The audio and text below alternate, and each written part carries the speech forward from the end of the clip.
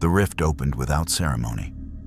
No magical circle, no summoning chant, no dramatic pillar of light to warn the residents of Sector 7's underbelly that something was coming.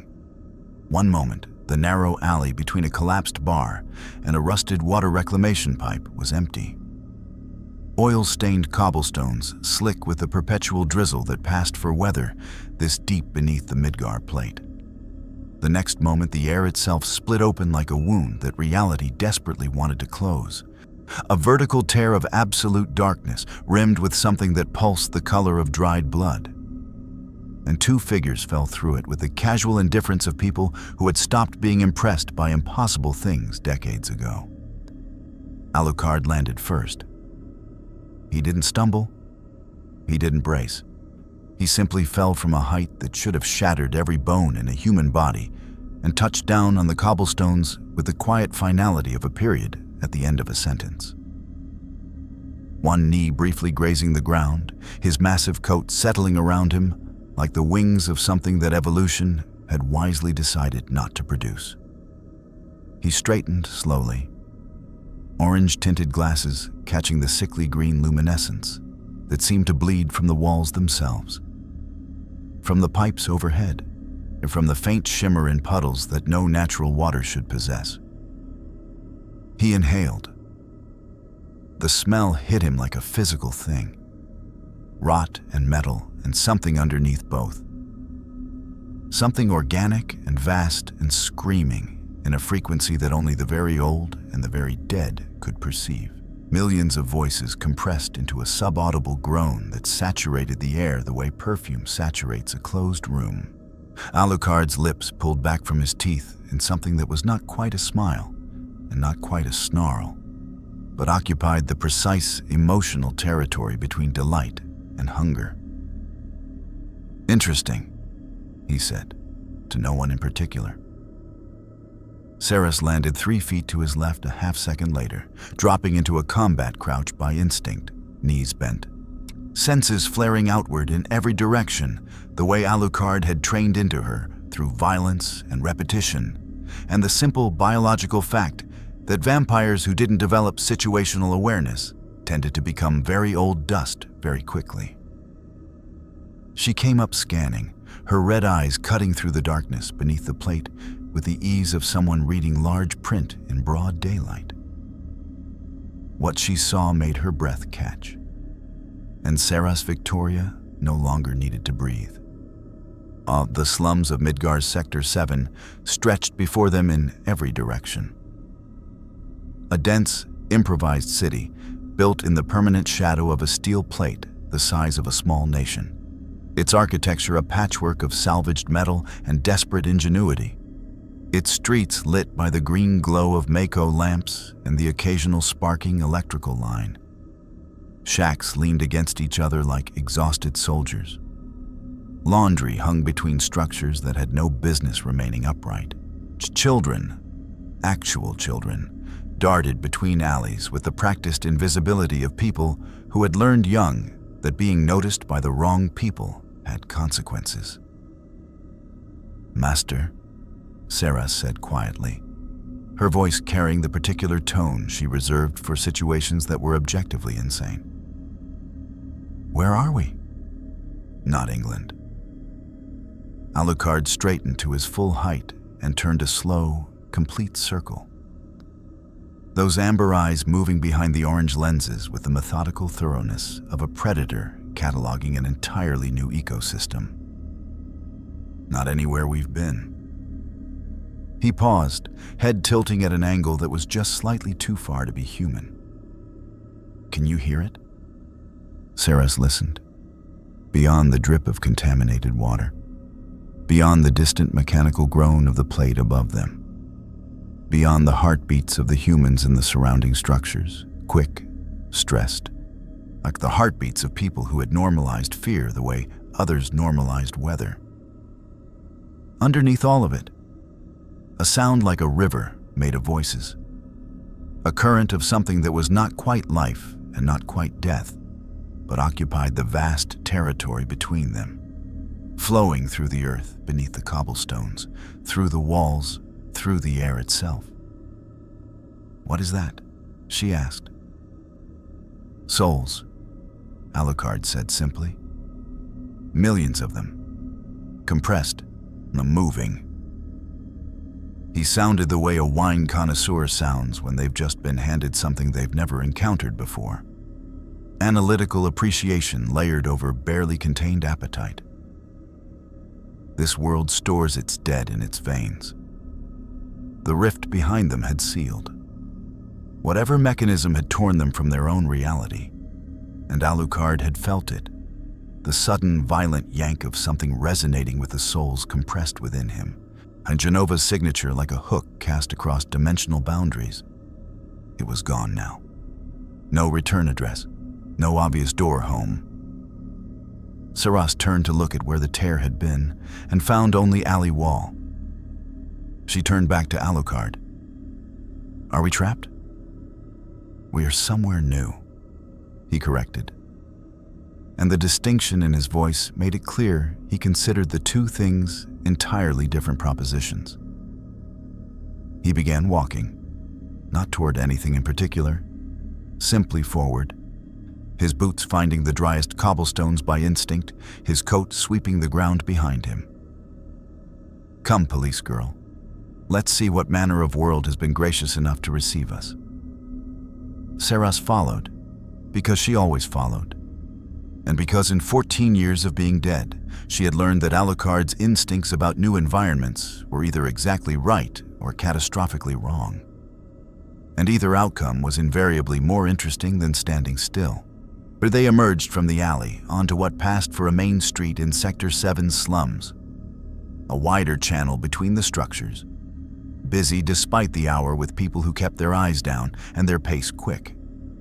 A few glanced up at the two figures in the long coats and looked away immediately, with the practiced incuriosity of people who had learned that unusual things in the slums were usually Shinra business, and Shinra business was best not witnessed. One man didn't look away fast enough. He stared at Alucard's orange glasses, at the too wide smile, at the shadow that didn't quite behave the way shadows should. And his face went the color of old chalk. Alucard winked at him. The man walked very quickly in the opposite direction. "We should find information," Seras said practically, scanning the street with professional assessment. "Figure out where we are, who runs things, what the threat landscape looks like." She stopped.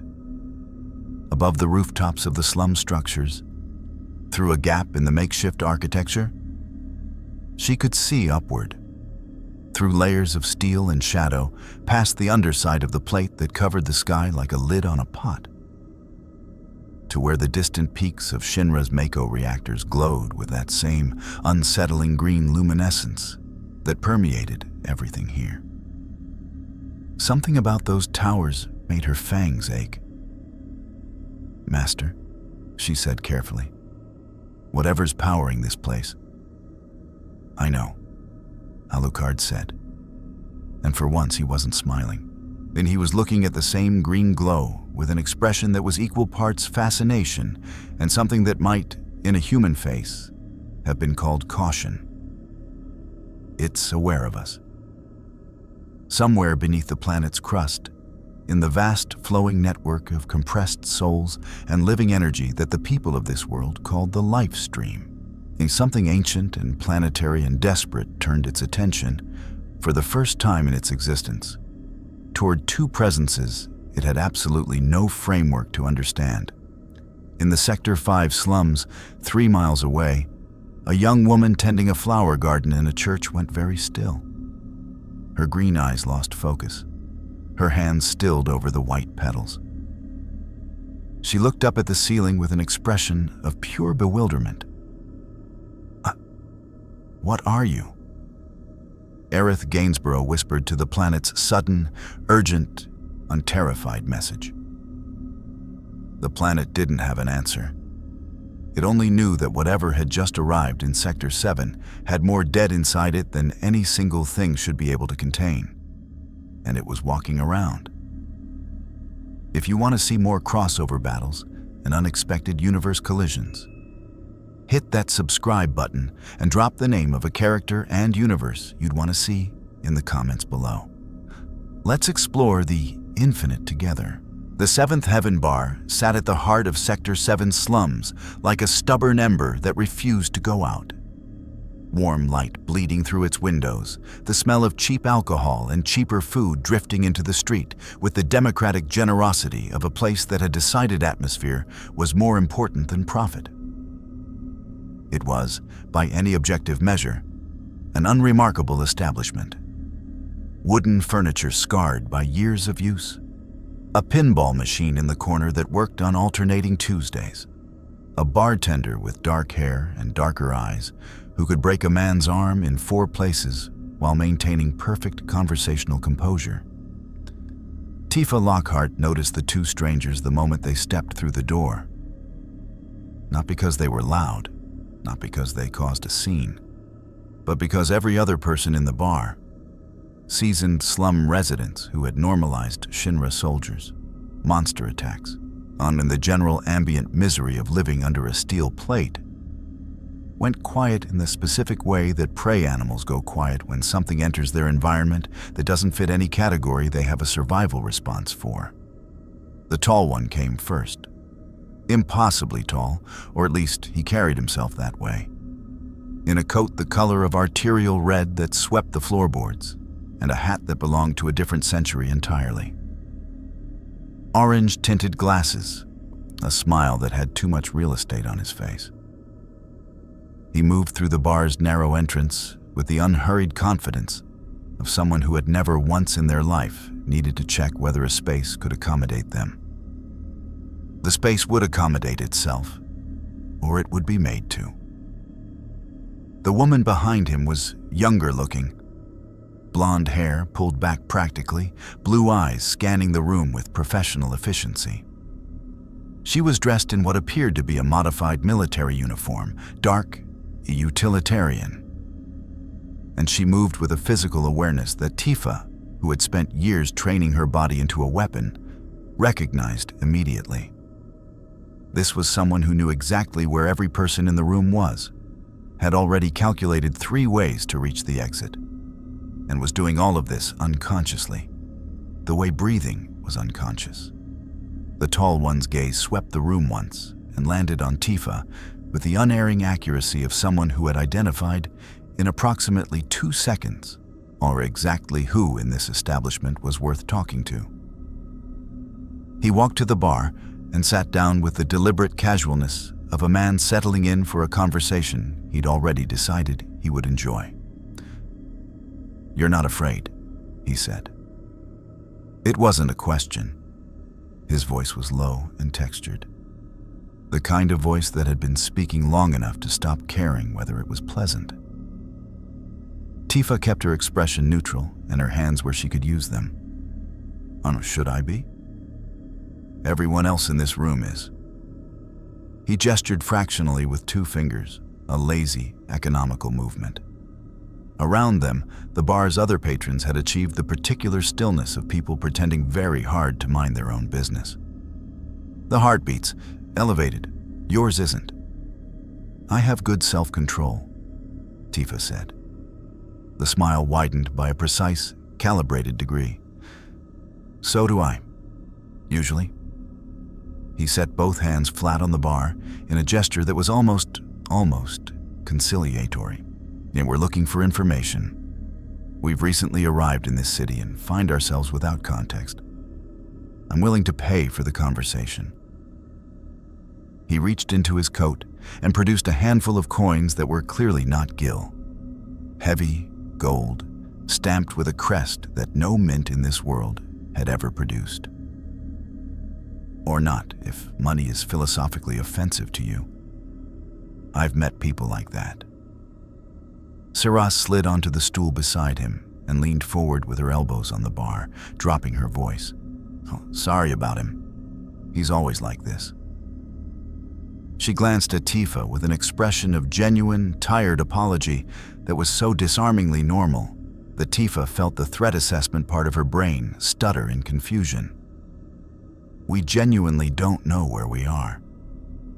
We came through some kind of rift, dimensional, we think, and we're trying to get our bearings. We're not here to cause trouble." "She's telling the truth," the tall one added cheerfully. "I, on the other hand, am ambivalent about trouble. Well, but I'll behave. For now." Tifa studied them both for a long moment. Then she poured 2 glasses of water, set them on the bar, and said, "This is Midgar. You're in the Sector 7 slums. The plate above you is Shinra property. The city above the plate is Shinra property. And depending on who you ask, most of the people down here are Shinra property too." She watched their faces as she said it. "You said you don't know where you are. That means you don't know what Shinra is." "Correct," Alucard said. "Then the short version is this. There's a company that runs everything. Power, military, government, all the same thing. They're draining the planet's life energy to sell as electricity. Anyone who objects tends to disappear." She paused. "There are people who object anyway." "Avalanche," Seras said quietly, reading something in Tifa's careful phrasing. Tifa's expression didn't change, but her hands moved slightly on the bar. "And we're not with Shinra," Seras said. "We're not with anyone. We just need to understand the landscape." The door to the bar opened. Cloud Strife entered with the specific energy of someone who had been doing something exhausting and dangerous, and was now in desperate need of both money and silence, in that order. He was shorter than the strangers at the bar, which he registered and filed away with the practiced indifference of a man accustomed to being underestimated. Spiky blonde hair, a sword on his back that was less a weapon and more a statement of intent, broad as a door, heavy as consequence. Soldier blue eyes that cataloged the room in a single pass and snagged on the 2 strangers with immediate, focused attention. He looked at Alucard. Alucard looked back at him. The quality of that exchange was difficult to quantify. It was the mutual recognition of 2 things that had both, in their separate ways, been through enough violence to develop a very specific radar for other things that had been through the same. "Who are they?" Cloud asked Tifa, not looking away from Alucard. "Travelers," Tifa said carefully. "From where?" "Somewhere else," Alucard answered for himself, tilting his head at Cloud with the expression of a man who has just found something worth examining. "You have interesting eyes. That blue? It's not natural, is it? Something was done to you." Cloud's hand moved toward the Buster's sword by reflex. "Watch it." "It's not a criticism." Alucard sounded genuinely curious, which in some ways was more unsettling than hostility. "I've consumed thousands of soldiers in my existence. I know what a body looks like when it's been engineered. Yours has been altered significantly, cellular level, if I'm reading the signs correctly." He paused. "It must have hurt considerably." The bar had gone very still again. Cloud's jaw tightened. "You have about 5 seconds to explain why I shouldn't..." The explosion hit Sector 7's main street with the percussive force of a Shinra infantry grenade, close enough to rattle the bar's windows and send dust cascading from the ceiling. In the sudden ringing aftermath, every head in the room turned toward the door. Tifa was already moving. Cloud was already moving. The other patrons were doing the entirely sensible thing of getting very low and very quiet. Seras was at the door before any of them, having crossed the distance between barstool and entrance in a time frame that human reflexes genuinely could not parse. She pushed it open and looked out into the street. 6 Shinra infantrymen in standard-issue armor stood in a loose formation around the alley entrance where the rift had deposited them. The specific alley, Seras realized with a cold dropping sensation. That meant someone had been watching from the moment they arrived. One soldier held a scanner device that was emitting a rapid, alarmed tone. Another was on a radio, words clipped and professional. Confirmed anomalous signatures, requesting soldier backup, authorization Turk level or above. Alucard appeared at Seras's shoulder without sound. "Ah," he said pleasantly. "The management has been notified." Cloud pushed past them both into the doorway, Buster sword already in hand. He turned back to the two strangers with the rapid tactical assessment of someone who had been fighting Shinra since before fighting Shinra was fashionable. He turned back to the two strangers with an expression that had resolved, under pressure, from suspicion into something more pragmatic. "Can you fight?" he asked. Seras looked at him. Then she looked at the 6 soldiers. Then she looked back at him with an expression of such patient, gentle incredulity that Tifa, despite everything, almost smiled. Yes," Seras said. "We can fight." Alucard said nothing.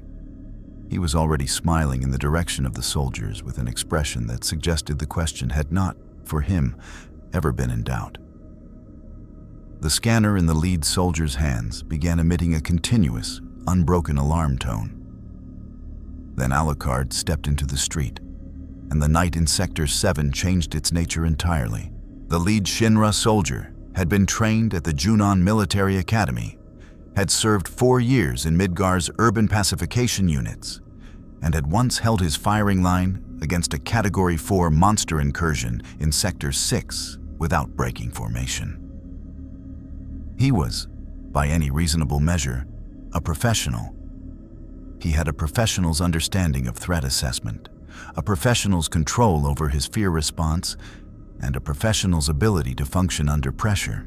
And none of that training had a category for what stepped out of the 7th Heaven's doorway and into the green-tinged light of Sector 7's main street. Alucard walked into the open with his hands in his coat pockets and his smile at full operational capacity. That wide, too-many-teeth expression that sat on his face like a flag planted in conquered territory. He moved without urgency, without caution, with the specific or deeply unsettling leisure of something that is not needed to assess whether an environment was dangerous for a very long time, because the answer was always the same: dangerous for everything else. The scanner in the lead soldier's hands was screaming. "Stand down," the soldier called, because training demanded it, and because some part of his nervous system was still operating on the assumption that the correct procedure would produce the correct outcome. "Shinra military authority. Identify yourself and submit to..." Alucard stopped walking. He tilted his head at the soldiers, the way a man tilts his head at a painting he finds mildly interesting. Then he reached up, very slowly, and removed his orange-tinted glasses, folding them with deliberate care and tucking them into his breast pocket. The eyes underneath were red, not bloodshot, not irritated. Red the way warning signs are red, saturated, intentional, and the particular shade that evolution had hardwired into human neurology as a signal requiring immediate, instinctive response. The soldiers' formation fractured by approximately 18 inches as the men on either end of the line took involuntary backward steps. "You were saying?" Alucard said. The lead soldier, to his considerable credit, opened fire. The standard Shinra infantry rifle fired Mako-assisted ammunition, rounds that hit with roughly twice the kinetic impact of conventional ballistic weaponry and left characteristic green-tinged entry wounds. 3 rounds hit Alucard in the chest, and 1 caught him in the left shoulder. The impacts rocked him back by perhaps half a step. He looked down at his coat. 4 holes in the red fabric, edges still smoking faintly with residual Mako energy. He looked back up at the soldiers. "Interesting," he said, in exactly the same tone he'd used in the alley 40 minutes ago. "That actually stings." He didn't sound displeased. He sounded the way a researcher sounds when an experiment produces unexpected data. The holes in his coat began to close. The fabric knitted itself back together from the edges inward, dark threads weaving like something alive. Where the bullet wounds had been, the coat was seamless again in seconds. Alucard rolled his left shoulder experimentally, and feeling the Mako-infused round work itself back out through his skin and dropped to the cobblestones with a small, precise tick. The soldiers stared at the bullet on the ground. "My turn," Alucard said. He moved. Not the blurring speed of a soldier, not the mechanical augmentation of enhanced human biology pushed past its limits. Something older and more fundamental than that. One moment he was standing in the middle of the street. The next, he was simply elsewhere, whereas the space he'd occupied left behind, like a shed skin, shadow trailing after him in ribbons that defied the available light sources. The first soldier's rifle was in Alucard's hand before the man had processed that anything had moved. The weapon's barrel bent back on itself with the casual ease of someone folding paper. He handed the ruined rifle back to its owner. The soldier took it by pure reflex and stared at it. "Run," Alucard suggested, not unkindly. "Tell whoever sent you that you've encountered something outside your operational parameters. That's not a failure of nerve. That's accurate threat assessment." Cloud had emerged from the bar behind Seras and was watching the exchange with his arms crossed and an expression that was working very hard to remain neutral. Beside him, Tifa had her fists raised in her fighting stance. Present, ready, but holding. Watching. The soldier who'd been on the radio had dropped the handset and appeared to be having a quiet personal crisis approximately 6 feet behind the formation. The soldiers ran. All 6 of them. The professionalism held just long enough for it to look like a tactical withdrawal rather than a rout. But the pace suggested otherwise. Alucard watched them go with the mild satisfaction of a man who has resolved a minor inconvenience. He retrieved his glasses from his breast pocket, unfolded them, and then replaced them on his face. Then he turned back to Cloud and Tifa with an expression of polite inquiry. "You mentioned people who object to Shinra," he said to Tifa, as though the preceding 60 seconds had been a minor interruption. "I'd like to hear more about that." Cloud stepped forward. His blue eyes moved between Alucard and Seras with the calculating thoroughness of someone who had just watched the impossible happen twice in under a minute and was reorganizing his understanding of the world around the new data. "What are you?" "Old," Alucard said. "That's not an answer. It's the most relevant one." He glanced at Seras. "We're vampires. If that word doesn't translate across whatever dimensional barrier deposited us here, the practical definition is, we drink blood. We don't stay dead. And we are considerably more difficult to kill than the average being you'd encounter on this street." He paused. "Police Girl is the more emotionally accessible of the two of us, if you'd prefer to direct your follow-up questions to her." Seras shot him a look that communicated a great deal in a very short time. Then she turned to Cloud and Tifa, with the expression she reserved for situations that required someone to be the functional adult in Alucard's immediate vicinity. "We're not here by choice. Something pulled us through from our world. We think it was connected to whatever energy signature is running through this city. The green glow, the sound underneath everything." "Mako?" Tifa said. "Is it alive?" Seras asked carefully. "It feels like it's aware, like it's watching." Tifa and Cloud exchanged a look that contained an entire conversation. "It's complicated," Cloud said finally. "We have time," Alucard said pleasantly. "Relatively speaking. I have an enormous amount of time. 3 miles above the Sector 7 slums, in a tower that scraped the artificial sky with the particular architectural arrogance of an organization that had confused wealth with legitimacy. The report was being delivered.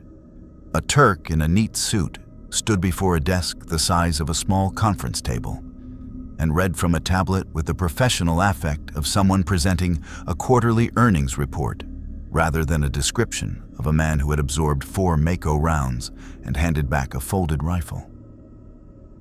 President Shinra listened with his fingers steepled and his expression giving nothing away. "Regenerative capability confirmed?" he asked when the report concluded. "Immediate and complete, sir. The scanner registered biological signatures outside any known classification. Whatever they are, they're not human, not monster, not soldier." The Turk paused. The scanner's anomaly alert was triggered by something it classified as, "And I want to note that the technicians have not been able to explain this. Excessive soul density." The president was quiet for a moment. "Get me Hojo," he said. In his laboratory on the upper floors of the Shinra building, surrounded by tanks of Mako-infused specimens and the accumulated debris of a career spent treating living things as raw material, Professor Hojo received the call with the bright, avid attention of a man who had just been told that Christmas had arrived several months early. "Soul density," he repeated, and wrote it down with the reverence of someone transcribing a divine message. "Excessive soul density. Yes. Yes, I'll need to see them immediately." He was already crossing to his equipment bank, already running calculations, already building in his mind the framework of an experiment that would require subjects who could not die from the process. He paused, looked at his notes, looked at the report. "Bring them in intact," he told the Turk on the line. "Both of them. I don't care what it costs. Whatever sedation protocols you have, double them." Another pause, rereading the detail about the folded rifle. "Triple them." Down in the Sector 7 slums, Alucard's head turned very slightly to the left, toward the tower that glowed green against the artificial ceiling of this buried city. His nostrils flared. His smile, which had settled into its resting state of mild private amusement, sharpened by a precise, hungry degree. Something up there had just become very interested in him.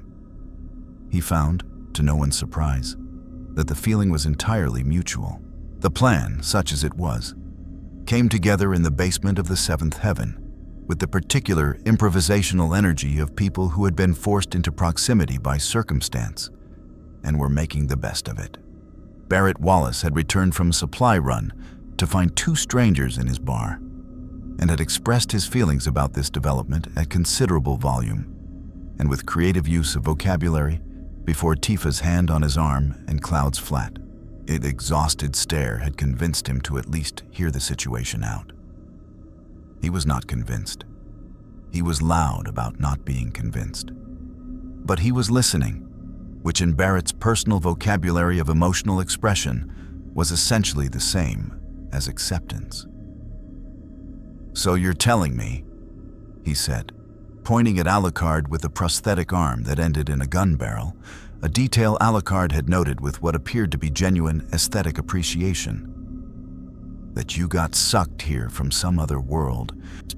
You can't die, and Shinra already knows you're here." "Accurate summary," Alucard said. He was sitting in a chair that was too small for him, in the way that most chairs were too small for him, his coat pooling around the legs, his fingers laced together with the patience of something that measures time in centuries rather than minutes. "And you?" Barrett pointed at Seras. "You're the same deal." "More or less," Seras said. She was studying the map of Midgar that covered most of one wall with the focused attention of someone who understood instinctively that geography was survival. "Though I'm younger, less accumulated." "Accumulated," Barrett repeated. He has a lot of souls inside him, Seras said, in the tone of someone explaining a fact they themselves had needed time to process. People he's consumed over centuries. They stay with him. It's complicated. Barrett looked at Alucard with an expression that had moved past suspicion into the rarefied territory of a man confronting something that his existing moral framework had not anticipated needing to address. That's supposed to make me feel better?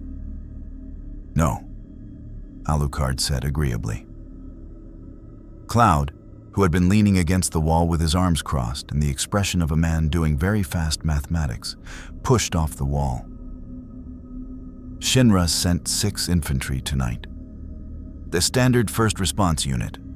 After that report goes up the chain. He looked at Alucard.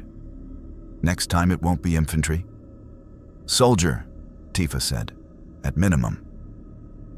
Cloud's jaw was set in the particular way it got when he was thinking about something he didn't like. If Hojo gets involved, who is Hojo? Seras asked. The quality of silence that followed the question told her everything about the answer before anyone spoke. Shinra's head scientist, Tifa said, and her voice had a flatness to it that was not absence of feeling, but the careful management of too much of it.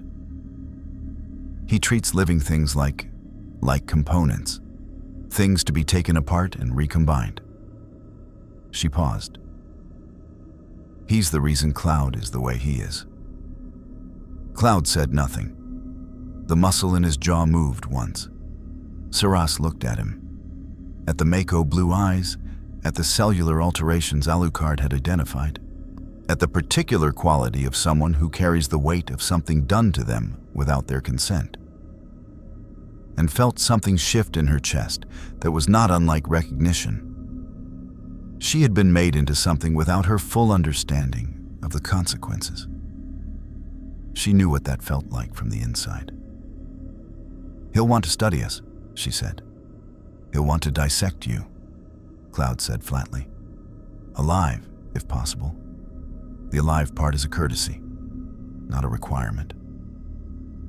Let him try, Alucard said, and his voice carried the specific warmth of someone who genuinely meant it as an invitation rather than a threat. The Turks arrived at dawn. Not with the blunt instrument approach of the infantry, no grenades, no formation assault, no scanner devices emitting alarm tones. The Turks were Shinra's other edge, the one that moved quietly, that understood the difference between force and leverage, that had survived long enough in an organization built on expendability by being genuinely or irritatingly competent. Reno came through the Seventh Heaven's back entrance. Rude came through the front. Elena covered the street. The coordination was clean and practiced and would have worked on virtually anyone who operated within the standard parameters of human capability. Seras had heard them coming from 2 blocks away. She was standing in the middle of the bar's main floor when Reno pushed through the back door, electromag rod already extending. And the expression on his face when he found her waiting, arms crossed, red eyes patient, not even slightly surprised, was the expression of a man whose plan has met an unexpected variable. Hey, Reno said, with the specific casual energy of someone buying time. You're one of the new ones, yeah? Yes, Seras said. Hojo wants a word. I imagine he does. Reno twirled the rod once, a habit, a tell, the kind of physical tic that people develop when they're deciding whether to commit. Look, you gonna make this hard? That depends entirely on what comes next, Seras said. If this is a conversation, I'm open to conversation. If it's an abduction, I'm going to be very disappointed in your life choices. Rude had come through the front and stopped 6 feet inside the doorway, taking in the scene with the monumental stillness that was his primary professional characteristic. His dark glasses revealed nothing. His posture revealed everything to someone who knew how to read it. This was a man reassessing. Where's the other one? Rude asked. Around, Seras said, which was technically accurate. Alucard was, at that precise moment, 3 floors above them, having phased through the building's structure with a casual disregard for physical barriers that was one of his less publicized abilities. He was sitting on the roof. She had not yet looked up. Alucard looked. She had not yet looked up. Alucard looked up instead, at the green glowing towers of Shinra above the plate, at the artificial ceiling of this buried world, at the vast, oppressive weight of an organization that had confused the accumulation of power with the right to exercise it. He thought about the Hellsing Organization, about centuries of serving a master who understood that his power was a leash as much as a weapon, about the relationship between authority and the monstrous things authority kept on retainer.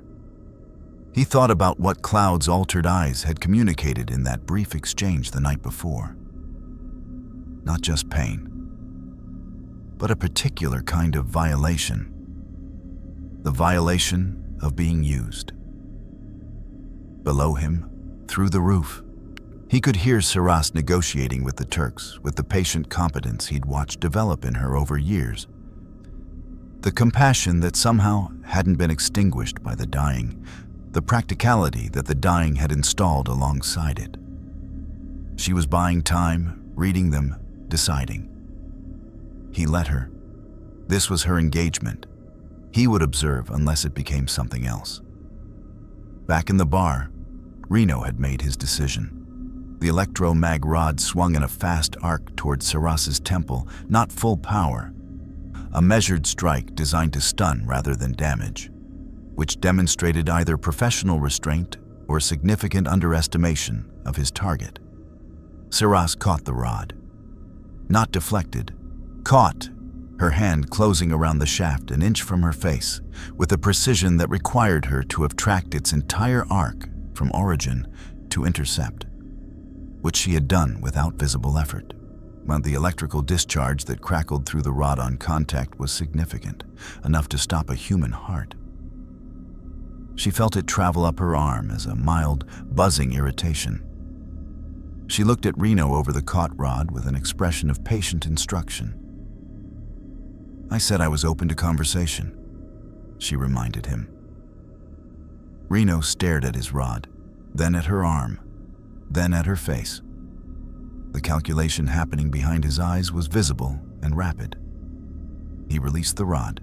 She released it back to him. "Okay," he said slowly. "New approach. Hojo wants to meet you. We were told to bring you in, but nobody said it had to be involuntary?" He shrugged, the gesture of a man adapting to new information with professional flexibility. "You want to know about this city, right? About Shinra?" He spread his hands. "Hojo knows more about this planet's energy systems than anyone alive. If something dragged you here through a dimensional rift..." He paused, and he might actually be able to tell you why. Seras was quiet for a moment. She tilted her head slightly, the unconscious gesture she'd developed for accessing Alucard's attention without speaking. Through the ceiling, through 3 floors of bar and storage room and residential space, she felt rather than heard his response. Not words. An impression, curiosity, amusement, permission, though he'd phrase it as indifference. She looked back at Reno. "We go voluntarily," she said. "Together. They start, and if at any point it stops being a conversation." Yeah, Reno said, with the energy of a man who had heard threats before and had developed a sophisticated taxonomy for distinguishing the ones that required attention. He looked at Seras, then at the dent she'd left in his electro-mag rod without apparently trying. He revised the thread upward in his taxonomy by several categories. Understood. Above them, Alucard rose from his crouch on the roof with the unhurried ease of someone who had just decided that a laboratory full of a dead planet's secrets was exactly the kind of place worth visiting. He stepped off the edge and fell 3 stories to the street below, landing without sound beside Elena, who spun with her weapon raised and found him standing 18 inches away, hands in pockets, smiling at her with the specific warmth of something that had already decided she wasn't a threat. Elena held her weapon steady through what was clearly a significant act of professional will. "Nice form," Alucard told her. He walked past her toward the bar's front entrance. "Come along, police girl. Apparently we have an appointment." The Shinra building was 69 floors of architectural intimidation, dressed up as corporate efficiency. A tower that communicated through every design choice from its reinforced lobby to its rooftop helipad. That the organization housed within it had stopped asking for permission some years ago and had not missed the habit. The lobby alone was larger than most Sector 7 residents' entire living radius. Its floors polished to a reflective sheen that caught the overhead lighting and threw it back doubled, its reception desk staffed by people whose professional smiles had been calibrated to project authority and approachability in equal, carefully managed measure. The smiles faltered when Alucard walked through the front doors. Not dramatically, not in the way of people confronting obvious danger. No screaming, no scrambling. Just a subtle, systemic disruption in the lobby's ambient human confidence, like a power fluctuation that dims every light by 10%. Heads turned. Conversation stopped mid-sentence. The security personnel near the elevator banks went very still in the way that well-trained security personnel go still when something walks into their environment and their training has not equipped them with a response category. Reno walked beside Alucard, with the specific energy of a man who has made a professional decision he is not entirely at peace with. Rude walked on the other side of Seras, with the monumentally neutral expression that was his default state. Though something around the corners of his jaw suggested he was doing considerable internal processing. 67th floor, Reno said, pressing the elevator call button. "Hojo's lab. Try not to..." He paused, apparently unable to finish the sentence in a way that didn't sound absurd given everything he'd witnessed in the past 12 hours. He settled for, "Just try." "I'm always trying," Alucard said pleasantly. The elevator arrived. They rode it upward through the building's interior in a silence that had several distinct layers.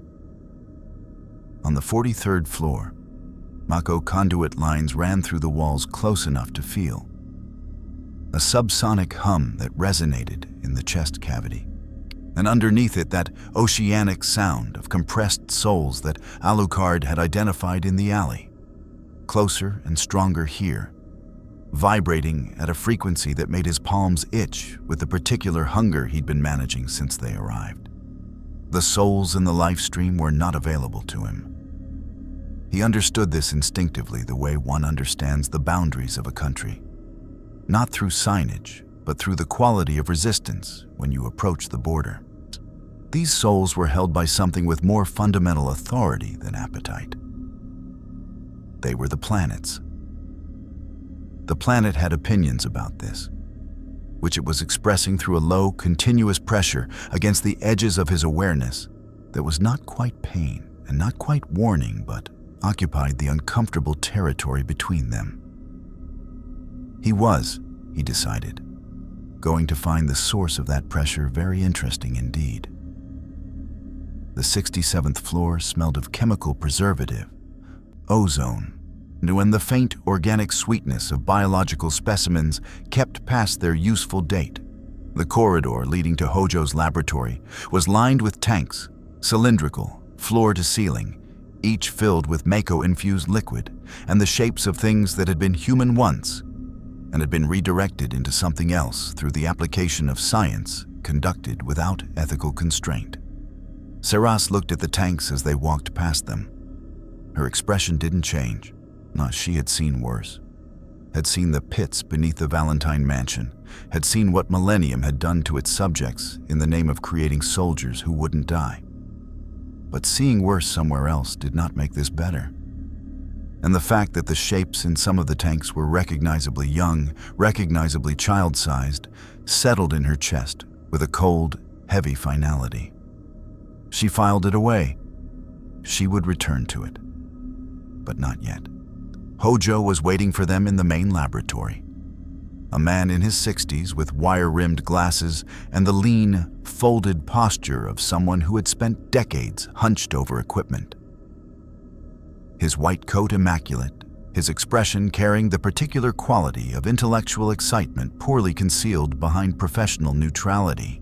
He looked at Alucard for the way Alucard looked at things he found interesting, which was either fitting or deeply ironic, depending on your perspective. For remarkable, Hojo said, before anyone had spoken. He was already moving around them, a tablet in one hand, making notes with the economical efficiency of someone who had been cataloging anomalies for 40 years and had developed very fast handwriting. The scanner readings were accurate. The soul density is extraordinary.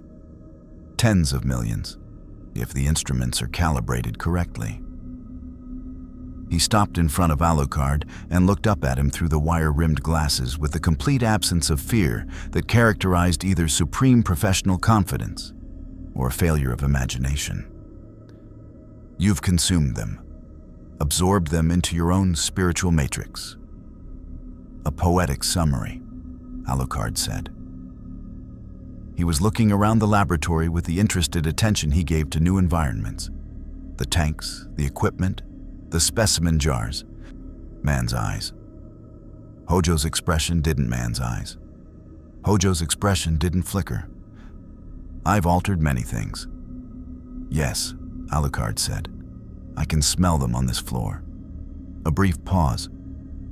You can smell genetic alteration. I can smell what was done to living things and whether they consented to it.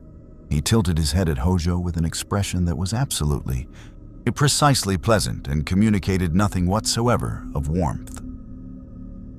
The answer, in most cases on this floor, appears to be no. Hojo set his tablet down on the nearest surface and clasped his hands behind his back. The gesture of a man reorienting a conversation toward more productive ground. You came here voluntarily, which suggests you want something. Information, Seras said, from where she'd positioned herself 3 feet to Alucard's left, close enough to respond, far enough to have a complete view of the room, including the 2 security personnel who had materialized near the laboratory's secondary entrance with the subtle inevitability of backup that had been pre-positioned. She had noted them immediately. She suspected Alucard had noted them before she had. Something pulled us through a dimensional rift into this world. We believe it was connected to this city's energy source. We want to understand the mechanism. The life stream, Hojo said, and then for the first time, something moved in his expression beyond professional interest, something deeper, older, the particular reverence of a man whose entire life's work orbited a single phenomenon. You felt it pulling you. Something in it did, Seras said carefully. Something with a specific signature, like a hook in the current. Hojo was very still for a moment. Then he turned to his equipment bank and began pulling up displays with rapid, practiced movements, energy readings, undimensional mapping data, a series of graphs that Seras couldn't immediately interpret, but that Alucard was watching with focused attention. 6 days ago, Hojo said, an anomaly appeared in the life stream's flow pattern beneath Sector 7. A disruption consistent with, and I want to be precise here, a foreign biological intelligence interfacing with the life stream's cellular memory. He brought up a visual, a swirling green current with a dark distortion at its center, irregular and spreading. Not human, not a monster. Something that the life stream has no existing category for. He looked at them. Something with cells that predate this planet's biological record by an unknowable margin. Genova, Alucard said. Hojo's stillness this time was different, denser. You know that name. We felt its signature in the rift. Whatever tore us through used that energy as the mechanism. Alucard's head turned slowly toward the Mako conduit running through the back wall. It's in the life stream now, moving, and it called to something it recognized. Something that also exists outside this planet's natural order. His red eyes settled on Hojo with the weight of an assessment being finalized. Something like me. The implications of that settled over the laboratory, like a change in atmospheric pressure. Seras felt it first. The shift in the life stream's ambient hum beneath them, a fluctuation in that oceanic sound that was directional now, purposeful, who pulsed once, brighter, and the specimen pulsed once, brighter, and the specimen tanks along the far wall flickered in the same rhythm. Something in the life stream had heard its name. Hojo was writing faster. If Genova used your soul density as a beacon, used the mass of consumed spirits as a dimensional anchor point, then the rift was not accidental. He was speaking primarily to himself now, the words spilling out with the velocity of a mind that had been waiting for a piece of a puzzle and had just been handed it. It was deliberate. Genova was calling something through. He stopped writing, looked up, or calling to something through. Calling to Sephiroth, Seras said quietly. The name landed in the room differently than other words. The security personnel near the secondary entrance shifted their weight. Hojo's pen stopped moving. What do you know about Sephiroth? What do you know about Sephiroth? He asked. Nothing yet, Alucard said. But I felt something in the life stream's current when we arrived. A consciousness, old, cold, vast. He paused. Interested. His smile, which had been at its ambient resting state throughout the conversation, sharpened slightly. I know the feeling of being looked at by something that believes itself to be the most significant thing in its world. He glanced sideways at Seras with an expression she'd learned to read over years of service. The one that meant this just became relevant in ways we didn't anticipate. We should leave, she said. In a moment. Alucard had not moved his gaze from the Mako conduit. The green luminescence within it had been pulsing in irregular rhythms since Sephiroth's name was spoken. Each pulse slightly stronger than the last, each one accompanied by that subsonic pressure against his awareness. The life stream pushing, insisting, warning. He pushed back, not aggressively, not with the full weight of millions of souls that he carried within him. Simply a presence, an acknowledgement. I am here. I know you are there. I am not afraid of you, and I am not yours. The conduit pulsed once more, enormously, filling the laboratory with green light. Then it settled.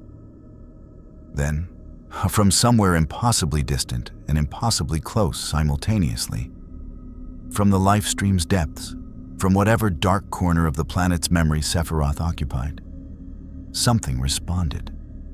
Not words, not images, just an impression, vast and silver and cold as the space between stars. Come find me. Hojo looked at his readings. His hands were trembling slightly, which Seras suspected was not fear, but scientific excitement, which in this particular man's case was more dangerous than fear. Extraordinary, he breathed. Alucard replaced his glasses. Indeed.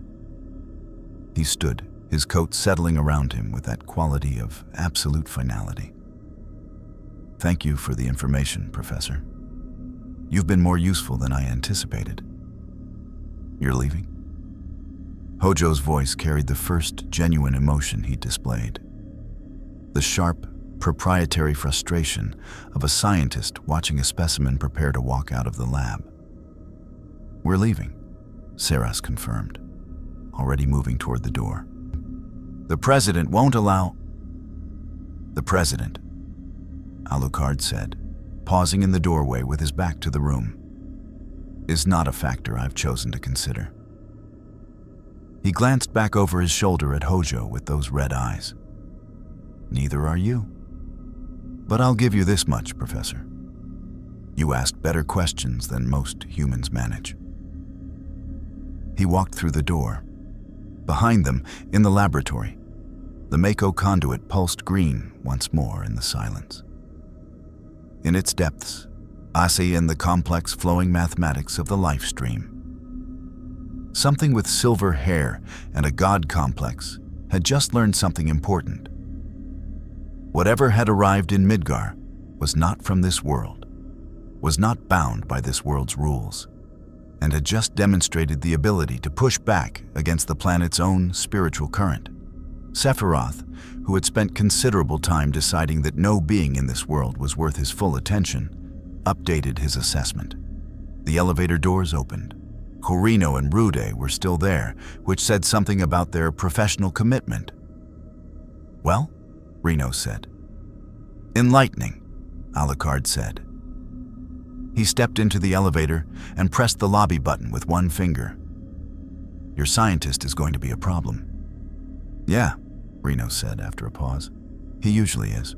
3 miles beneath the Shinra building, beneath the plate and the slums and the compacted geological strata of a planet that had been bleeding for decades, the life stream moved with the slow, tremendous purpose of something that had existed before the first human drew breath on this world and intended to exist after the last one stopped. It was not a river, though people called it that. It was not a current, though it flowed. It was the accumulated spiritual mass of every living thing this planet had ever produced, compressed, cycling, carrying the memories of the dead through the substrate of the living world in an endless exchange that was the planet's immune system and its memory and its grief, all at once. Aerith Gainsborough understood this the way she understood most things the planet communicated to her. Not through words, not through visions, but through a quality of knowing that arrived fully formed in the back of her mind like a memory of something she hadn't personally experienced. The planet had been talking to her since she was small. She had learned to distinguish its moods, the way you learn to distinguish a friend's voice in a crowd. Not by analyzing the sound, but by recognizing the particular texture of it. For the past 18 hours, the planet had been afraid. Not the dull, the grinding fear of the Mako reactors. That was chronic, structural, the fear of slow bleeding. This was acute, specific, directional. The planet's attention had locked onto something in the Sector 7 slums with the focused desperation of an immune system that had identified a pathogen it had no antibodies for and was communicating its alarm through every channel available to it. Aerith had spent 18 hours in her church trying to understand the message, her hands in the soil, her eyes closed, and the white flowers pressing against her palms with their small, steady warmth. What she'd understood, finally, was this. Something had arrived in Midgar that existed outside the lifestream's categorical understanding. Not a monster. Monsters were natural products of corrupted Mako. She understood them fine. Not a weapon. She knew what those felt like in the planet's awareness, dormant and enormous. Something else, on something that carried the dead inside it without releasing them back into the current, that held millions of souls in a kind of internal stasis that the planet experienced as a wound that wouldn't drain. And underneath that primary alarm, layered beneath it like a harmonic, something that recognized what had arrived. Something that had been moving through the life stream's depths with a patient, silver purpose for months. Sephiroth, Aerith had known Sephiroth was in the life stream, had known it the way you know a shark is in the water you're swimming in. Not through direct sight, but through the changed quality of everything around you. He was there, submerged, planning something vast and cold and patient. The planet had been trying to show her what it was for weeks. Now the planet was trying to show her that Sephiroth had noticed something new, had reached toward it, had been. And this was the part that confused her most, that she had to sit with for a long time before she trusted her interpretation of it. Curious. Sephiroth did not get curious about things. Sephiroth had resolved the world into categories of useful and irrelevant long ago. Curiosity implied a category that didn't fit either. She was still processing this when the church door opened. She didn't turn around immediately. The footsteps were wrong for Cloud, 2 even, no irregular weight distribution from the sword. Wrong for Tifa, different heel strike. Wrong for Barrett, wrong mass entirely. 2 sets of footsteps, one heavy and deliberate, one lighter and more careful. And underneath both of them, carried on them like a scent, the quality that had been alarming the planet for 18 hours. She turned around. Alucard stood at the entrance to the church with the late afternoon light cutting through the broken roof behind him in diagonal shafts that the dust motes turned gold. Oh, he was looking at the flowers, at the white blooms growing in the cracked floor of an abandoned building in the deepest shadow of a dying city, with an expression that Aerith had not expected on a face like his. Not the hunter's assessment or the predator's calculation, something that she could only describe uncertainly as recognition. Seras stood slightly behind him, and she was also looking at the flowers, and her expression was uncomplicated. She was moved. The simple, not a question. They're the last ones in, not a question. They're the last ones in Midgar, Aerith said. She kept her hands loose at her sides and her expression open, not naive, but deliberately non-threatening, the way you stay calm around something that might bolt or might strike and you're not yet sure which. There's no sunlight, no clean soil. They grow anyway. Obstinate, Alucard said, and it sounded like a compliment. Aerith looked at him carefully. She could feel the planet's alarm spiking in her awareness, urgent, insistent, pressing against the back of her eyes. But she had learned over years of carrying the planet's communications that alarm was information, not instruction. The planet was afraid of what he was. That didn't automatically tell her what she should do about it. The planet sent me here, she said. On honesty as a tactical choice, but genuine honesty, she believed it. It's been alarmed since you arrived. I wanted to understand why. And do you? Seras asked. She had moved to the side, examining the flowers with a gentle attention that seemed at odds with everything Aerith's senses were telling her about what this woman was. I understand what you are, Aerith said. You carry the dead inside you. She looked at Alucard. Millions of them. People who should have passed into the life stream and didn't, because you consumed them before they could return. She paused. The planet experiences you as a blockage, like a clot in a vein. Souls that belong to the current, trapped outside it. A very long silence. That's the most theologically interesting complaint anyone has ever lodged against my existence, Alucard said. It's not a complaint, Aerith said carefully. Or it's a description. She moved to the edge of the flower bed and crouched, her fingers brushing a white petal. Souls return to the planet when living things die. They become part of the life stream, part of the current. They carry memories, energy. They contribute to the cycle. When they can't return, she looked up. the planet loses something it was supposed to receive, multiplied by millions over centuries. It's felt my appetite as a sustained theft, Alucard said. Not defensive, not analytical. He was looking at her with the focused attention he gave to things that were genuinely telling him something new. Yes, Aerith said. And now it's afraid I'll do the same thing here. It's afraid of a lot of things right now. She stood. Her green eyes moved between the two of them with the particular quality of someone reading a situation at multiple levels simultaneously. Sephiroth is in the life stream. You know that already. I can see you know it. He's been there for months, like to release. She paused. And then you to release. She paused. And then you arrived. And Sephiroth noticed. And the planet doesn't know if that's catastrophic or... She stopped. Or what? Seras asked. Or the first thing that's happened in months that Sephiroth didn't plan for. The church was quiet around them.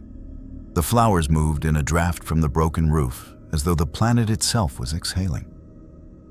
Seras looked at Alucard. He was still looking at Aerith with that focused, precise attention. And she could read him well enough, after years of proximity, to know that he was doing what he always did when something genuinely interested him. Building a complete picture from available data, reserving judgment until the picture was whole enough to deserve one. You're Cetra, he said to Aerith. Or descended from them, the ones who could communicate with this world's spiritual network. Aerith blinked, the first unguarded reaction she'd shown. How do you know about the Cetra? Hojo's laboratory had comprehensive records, Alucard said. I read quickly. He tilted his head. Your people shepherded this planet's life stream, managed the cycle of souls, which means you have more authority over this world's spiritual architecture than anyone else alive. He paused. That makes you either the most valuable person we could speak to or the most dangerous obstacle we'll encounter. Possibly both. Possibly both, Aerith agreed. And something in her voice suggested she appreciated the honesty of the framing. Sephiroth used Genova's cells as a dimensional hook, Seras said, bringing it back to the operational. Pulled us through from our world. We don't know yet if that was deliberate, if he was trying to call something specific through, or if our arrival was an accident of the mechanism. She looked at Aerith directly. Can you tell? Through the planet? Aerith was quiet for a long moment. Her hands had drifted back to the flowers, fingers pressing lightly into the soil.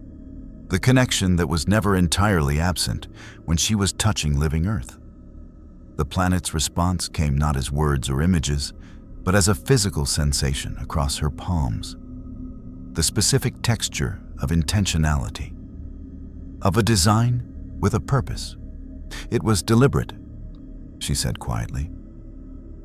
Sephiroth was reaching for something specific in the dimensional current. Something that existed outside the natural order. He wanted...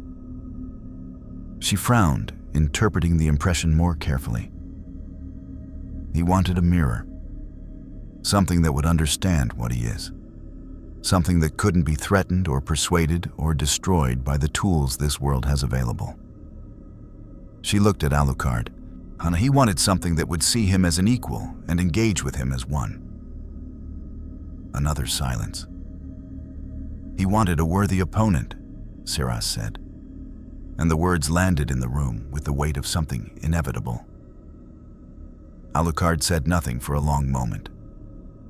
When he finally spoke, his voice had a quality to it that Seras recognized and that always made the back of her neck prickle, not quite eagerness, not quite hunger, but the specific emotional state that occupied the space where those two things met in something very old and very powerful that had spent centuries being disappointed. Thoughtful of him, Alucard said. Outside the church, Midgar continued its slow, mechanical existence beneath the plate. The reactors hummed their green frequency. The slums maintained their complicated, stubborn life. And in the life stream below it all, in the vast, flowing current of the planet's dead, something with silver hair and absolute conviction moved with renewed purpose through the darkness, adjusting its calculations, accounting for a variable it had deliberately introduced and was now ready to engage. Aerith felt it shift direction. She stood up from the flowers and looked at Alucard with an expression that had resolved, finally, into something she recognized from the planet's communication. Not fear, not welcome. "Show you something," she said. "Something show you something," she said. "Something the planet has been trying to show me for weeks." She paused. "I think it's been waiting for you to arrive before it could make me understand it." She walked toward the back of the church, toward the deeper shadow beneath the broken roof, her boots quiet on the cracked floor. Alucard and Seras looked at each other as he raised an eyebrow.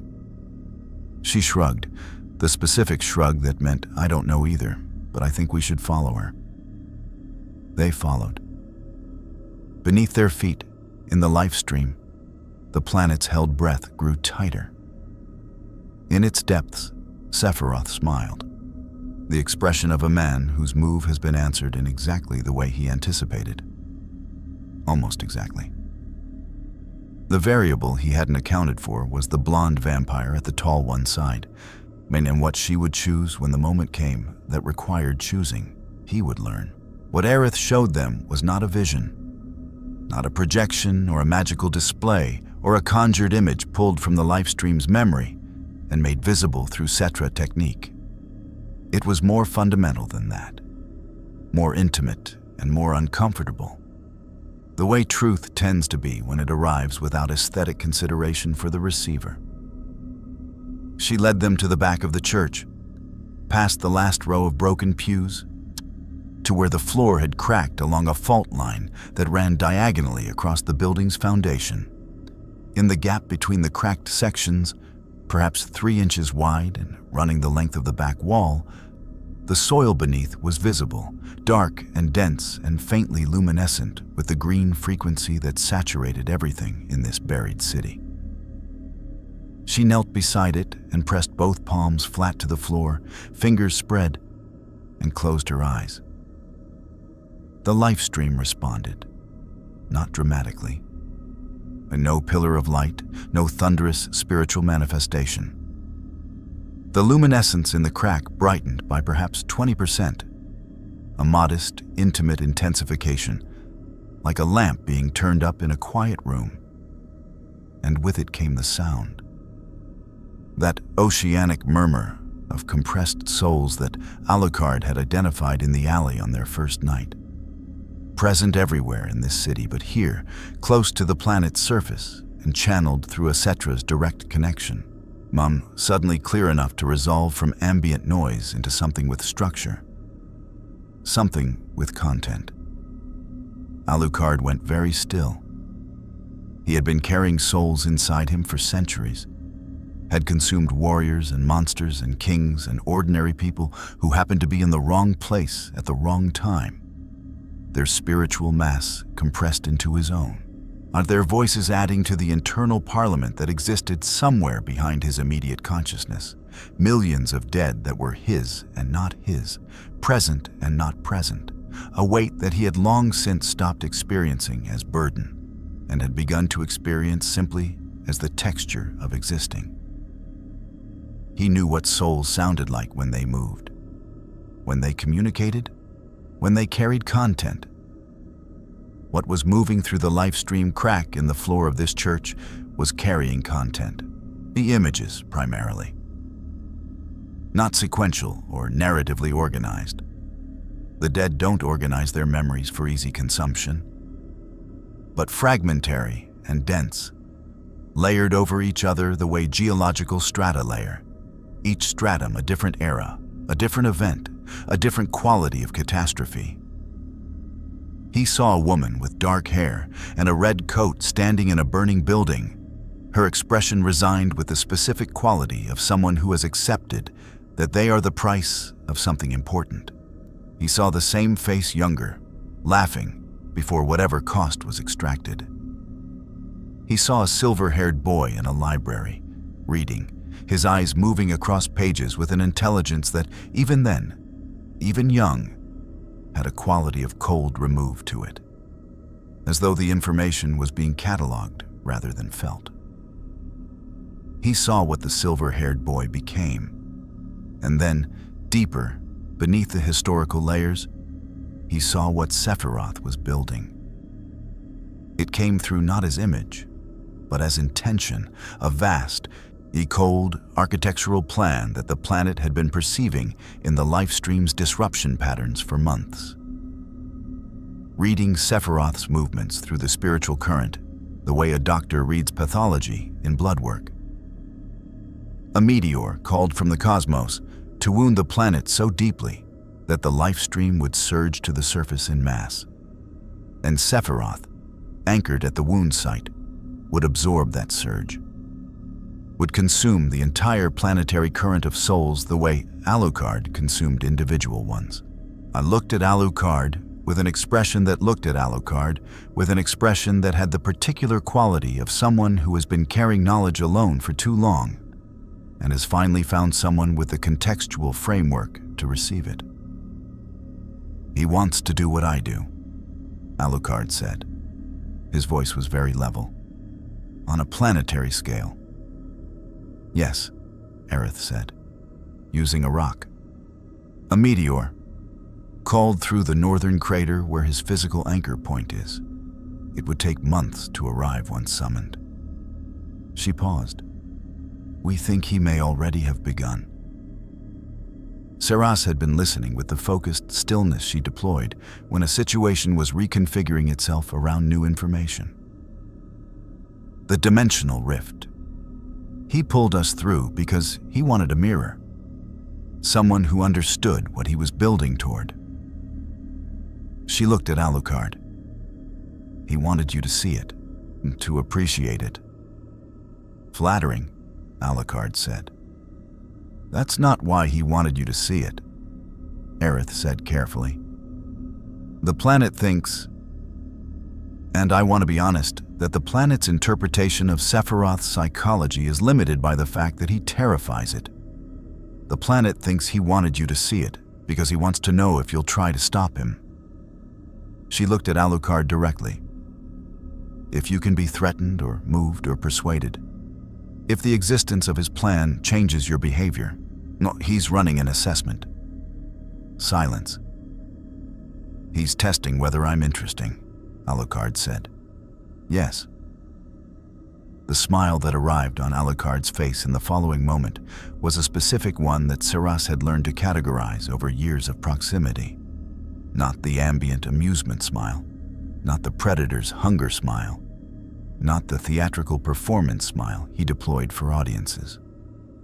This was the rarest version, the genuine one, the smile of a being who has lived long enough to become genuinely, profoundly bored by most things, and has just encountered something that has solved that problem, at least temporarily. I find, Alucard said, that I have absolutely no interest in stopping him. Aerith's expression shifted. Master, Seras said, I have significant interest in meeting him. Alucard continued. In understanding what a being looks like when it believes itself to be the natural conclusion of this world's spiritual logic. In testing whether that belief holds under direct examination. His head tilted. Whether he is what he thinks he is, or whether he is simply the most ambitious thing this planet has produced and has confused ambition with apotheosis. While he summons a rock to kill everyone, Seras said flatly. The rock is a logistical concern. It can be addressed. He glanced at her. You're the one who cares about the people, police girl. I trust you to care about the people. I'll address the more interesting part of the problem. It was, Seras had come to understand over years, how they functioned as a unit, his vast, ancient indifference to conventional stakes balanced against her stubborn, persistent, vampiric investment in the humans around her. She cared about what he didn't, and he trusted her too. It was not a partnership of equals in power, but it was a partnership of genuine complementarity, and she had stopped resenting the dynamic some years ago when she'd understood that his trust in her to carry what he wouldn't was its own form of respect. She turned to Aerith. Cloud's group, Avalanche. What are they planning? They've been targeting the Mako reactors, Aerith said, watching the two of them recalibrate with an expression of careful assessment. Trying to slow the planet's bleeding. But the meteor threat supersedes all of that. If Sephiroth completes the summoning, the reactors are irrelevant. She paused. They don't fully know yet. I've been trying to find the right moment. Tell them, Seras said. Today, all of it. She glanced at Alucard. We'll need them. We will. Alucard sounded genuinely curious, rather than resistant. You want to reach Sephiroth? He's in the northern crater. Getting there requires navigating a world neither of us knows, with a functioning military organization trying to acquire us, and a scientist who has already demonstrated he considers us specimens. She counted on her fingers with the brisk efficiency of someone who has decided the situation and is now managing it. Cloud's group knows the terrain, knows Shinra's patterns, and has their own reasons to reach Sephiroth. Their goals and ours are compatible for long enough to be useful. And after our goals diverge? Alucard asked. We'll address that when it happens. He considered this for approximately 1 second, in which for Alucard was a significant deliberation. Fine, but I'm not taking orders from the spiked hair. No one takes orders from Cloud, Aerith said, with the faint, tired affection of someone who had known Cloud Strife for long enough to have strong opinions about him. He barely takes orders from himself. The door of the church opened. Cloud stood in the frame with the late afternoon light behind him, Tifa slightly behind his left shoulder, Barrett's larger silhouette visible further back. He looked at Alucard. He looked at Aerith. He looked at the faint green luminescence still fading from the floor crack. Aerith, he said, we need to talk. His eyes moved to Alucard. Shinra just issued an S-class acquisition order on both of you. The Turks have been pulled off and replaced. He paused. They're sending Genesis units, modified soldiers, and Hojo's requested something from the lower labs. His jaw tightened. The thing in the tank on sub-level 4. Aerith stood up and brushed the soil from her palms. We need to talk about more than that, she said. All of us. Now. Seras was already moving toward Cloud with the purpose of someone who has defined the next objective and intends to pursue it. How long until the Genesis units are deployed? Reno said 4 hours, maybe less. Then we have 4 hours. She stopped in front of him and looked up at him with her red eyes in the way she had, direct, serious. The particular quality of someone who has been through enough to understand that time is the one resource that cannot be recovered once spent. Sit down with us. Let us tell you what the planet just showed us, and then we decide together what to do about it. Cloud looked at her for a long moment, then at Alucard, who had drifted to the church doorway and was looking out at Midgar's perpetual artificial twilight with his hands in his pockets and that private smile on his face. The genuine one, which Cloud had no way of knowing was rare and significant, but which Aerith, watching, noted with the careful attention she gave to things the planet flagged as important. All right, Cloud said. They gathered in the church among the last flowers in Midgar, and an Aerith told them what the planet had been trying to say. The meteor, the northern crater, Sephiroth's design, a plan so vast and cold and patient that the room went silent in the specific way rooms go silent when something abstract becomes real. Barrett broke it first. "A rock," he said. "He's going to drop a rock on the planet."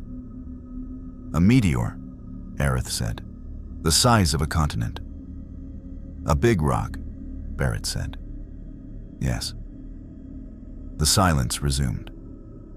Through it all, from the doorway, an Alucard watched the city that sat under its plate like something in a jar, and felt somewhere in the vast, compressed mass of souls within him. Felt it the way you feel weather changing, the way you feel a current shift. Something old and silver and cold and patient, moving through the life stream far below, adjusting its attention upward. Feeling him feel it. "Come find me," it said again. Through the planet's veins, through the million-voiced current, through the intimate channel that only existed because Sephiroth had pulled him here deliberately, had wanted this, had constructed this encounter with the careful architecture of someone who had stopped being interested in anything and had decided to manufacture something worth being interested in. Alucard smiled at the city. "I'm on my way," he thought back. Through the same channel, through the souls, through the life stream's dark current. In the northern crater, or something that had been patient for a very long time, felt the response arrive.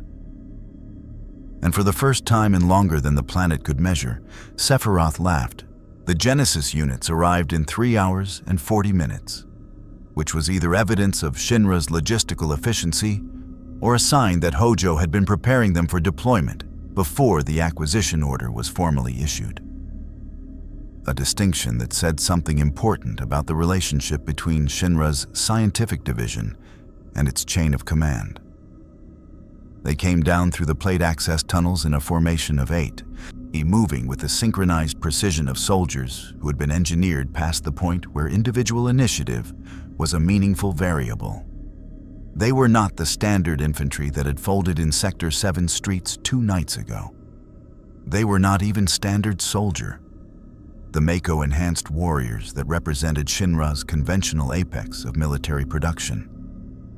They were Hojo's refinement of that apex. Each unit moved with a fluidity that suggested the skeleton beneath the standard soldier armor had been modified. Joints articulating at angles that human anatomy didn't naturally accommodate. Weight distribution suggesting bone density far beyond normal enhancement.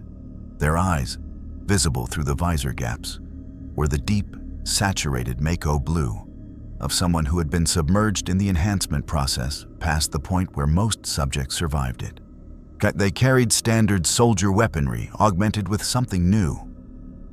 Crystalline rods affixed to the sword hilts that pulsed with a concentrated Mako frequency designed, Reno had told them during the 3-hour briefing window, specifically to disrupt anomalous energy signatures. Designed, in other words, for the 2 vampires that Hojo had spent 72 hours preparing for. Cloud had looked at the schematics Reno had procured, the Turk operating in that complicated space between institutional loyalty and pragmatic self-preservation that Seras had come to understand was his natural habitat, and had said, with the flat economy of someone who has processed bad news and moved directly to response planning.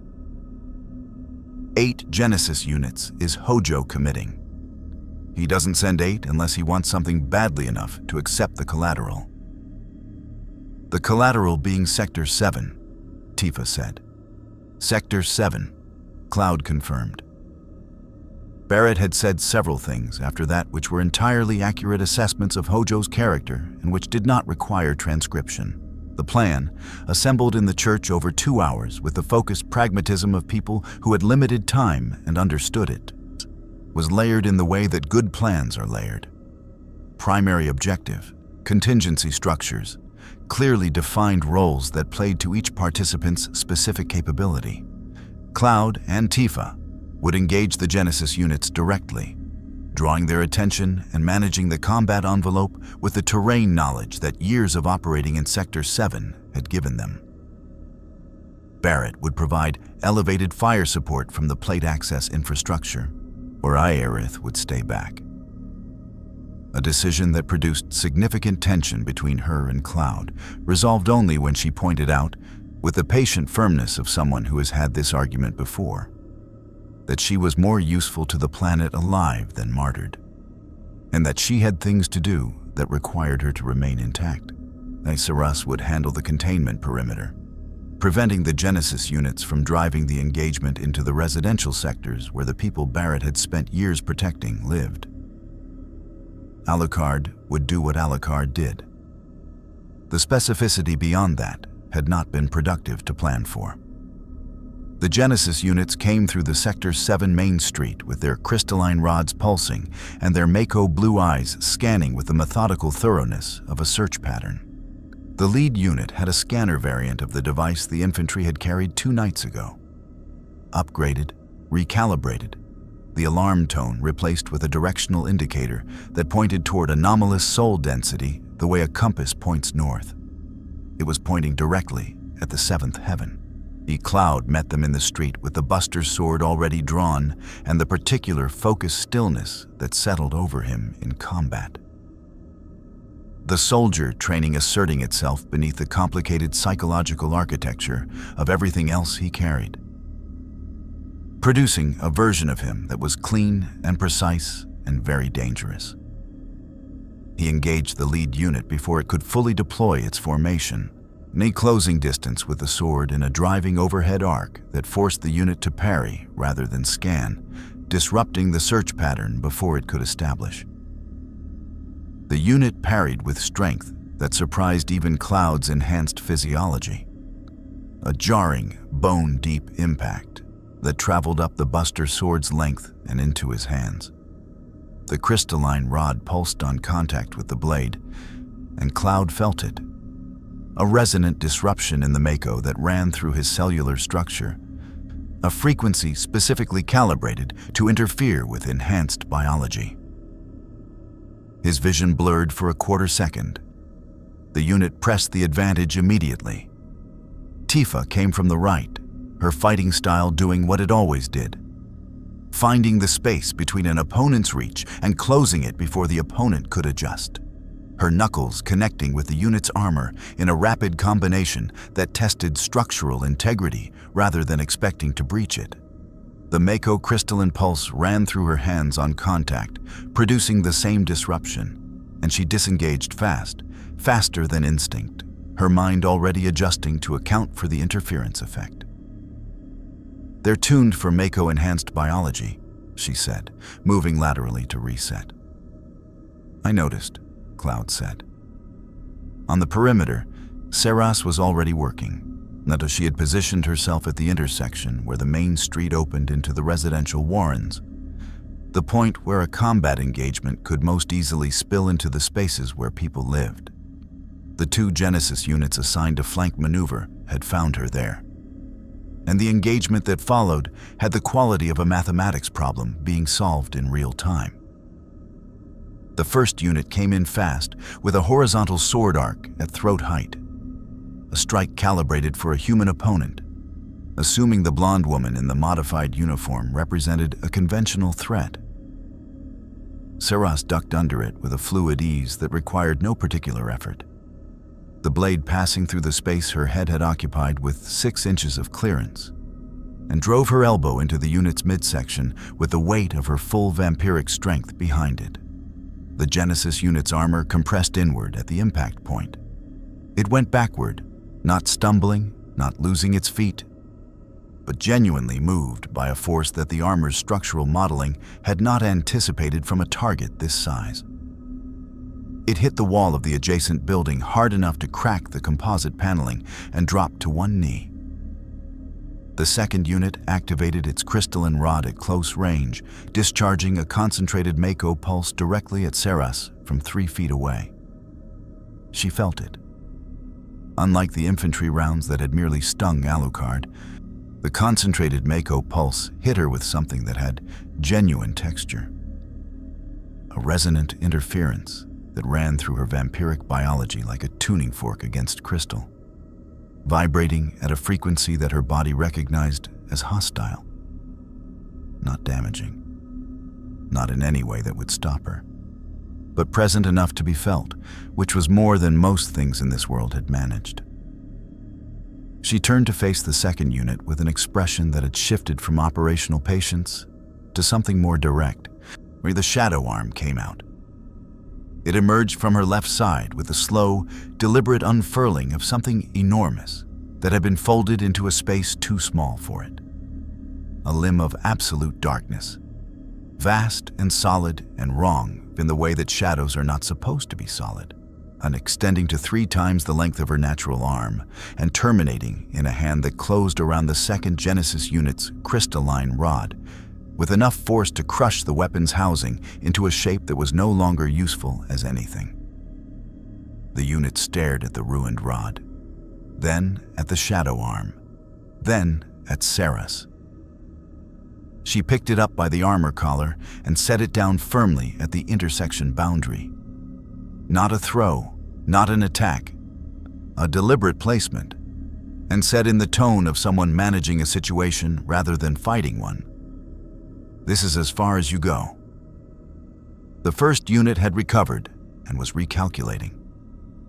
Both units looked at each other with the specific quality of soldiers encountering an operational variable that their briefing had not covered adequately. The shadow arm retracted slowly into Seras's left side, and she stood at the intersection with her arms at her sides and her red eyes patient and her position absolutely immovable. The units made the reasonable decision and redirected toward the main engagement. 3 blocks away, Cloud and Tifa were managing 4 Genesis units in the kind of sustained combat that tested the difference between enhancement and experience. The units were stronger and faster than standard soldier, but they were engineered precision rather than adaptive intelligence, and Cloud and Tifa had been fighting together long enough to communicate through motion, each one's positioning creating opportunities for the other without verbal coordination. The remaining 2 Genesis units had gone looking for the primary target. They found Alucard standing in the center of a side alley, hands in his pockets, apparently waiting for them. The units deployed with the coordinated efficiency of their design. 1 high, 1 low. Crystalline rods pulsing at maximum discharge frequency, the scanner between them screaming its directional alarm. A concentrated simultaneous Mako pulse at close range from 2 calibrated sources was the threshold at which Hojo's calculations suggested even anomalous biology would experience significant disruption. The pulse hit Alucard from both sides. He rocked back half a step. The hat shifted on his head, his coat moved with the force of it. Then he straightened, reached up, or adjusted the hat, and looked at both units with the expression of a wine connoisseur who has just been handed something that isn't quite good enough to warrant his full attention, but is interesting enough to examine. "Mako?" he said thoughtfully. "Compressed life stream energy. You're hitting me with the planet's own dead." He tilted his head. "Do you understand how philosophically funny that is?" The units charged simultaneously. What happened next was not a fight in any conventional sense. It was a demonstration. Not performed for the units, who were engineering rather than audience, but in the way that a force of nature demonstrates itself, simply by being what it is in proximity to things that aren't. The shadows came first. They peeled off Alucard's coat, off the walls, off every surface in the alley that light touched, and moved with a purposeful, biological quality. Not darkness as absence, but darkness as substance, a pooling around the unit's feet and climbing their armor with the patient thoroughness of something that understood it could not be cut or shot.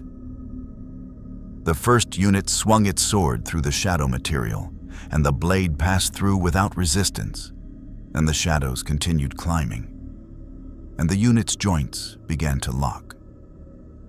Not mechanically, not through damage, but through the specific effect of being gripped by something that existed in the same space as the mechanism but wasn't bound by its rules. The second unit's crystalline rod discharged again.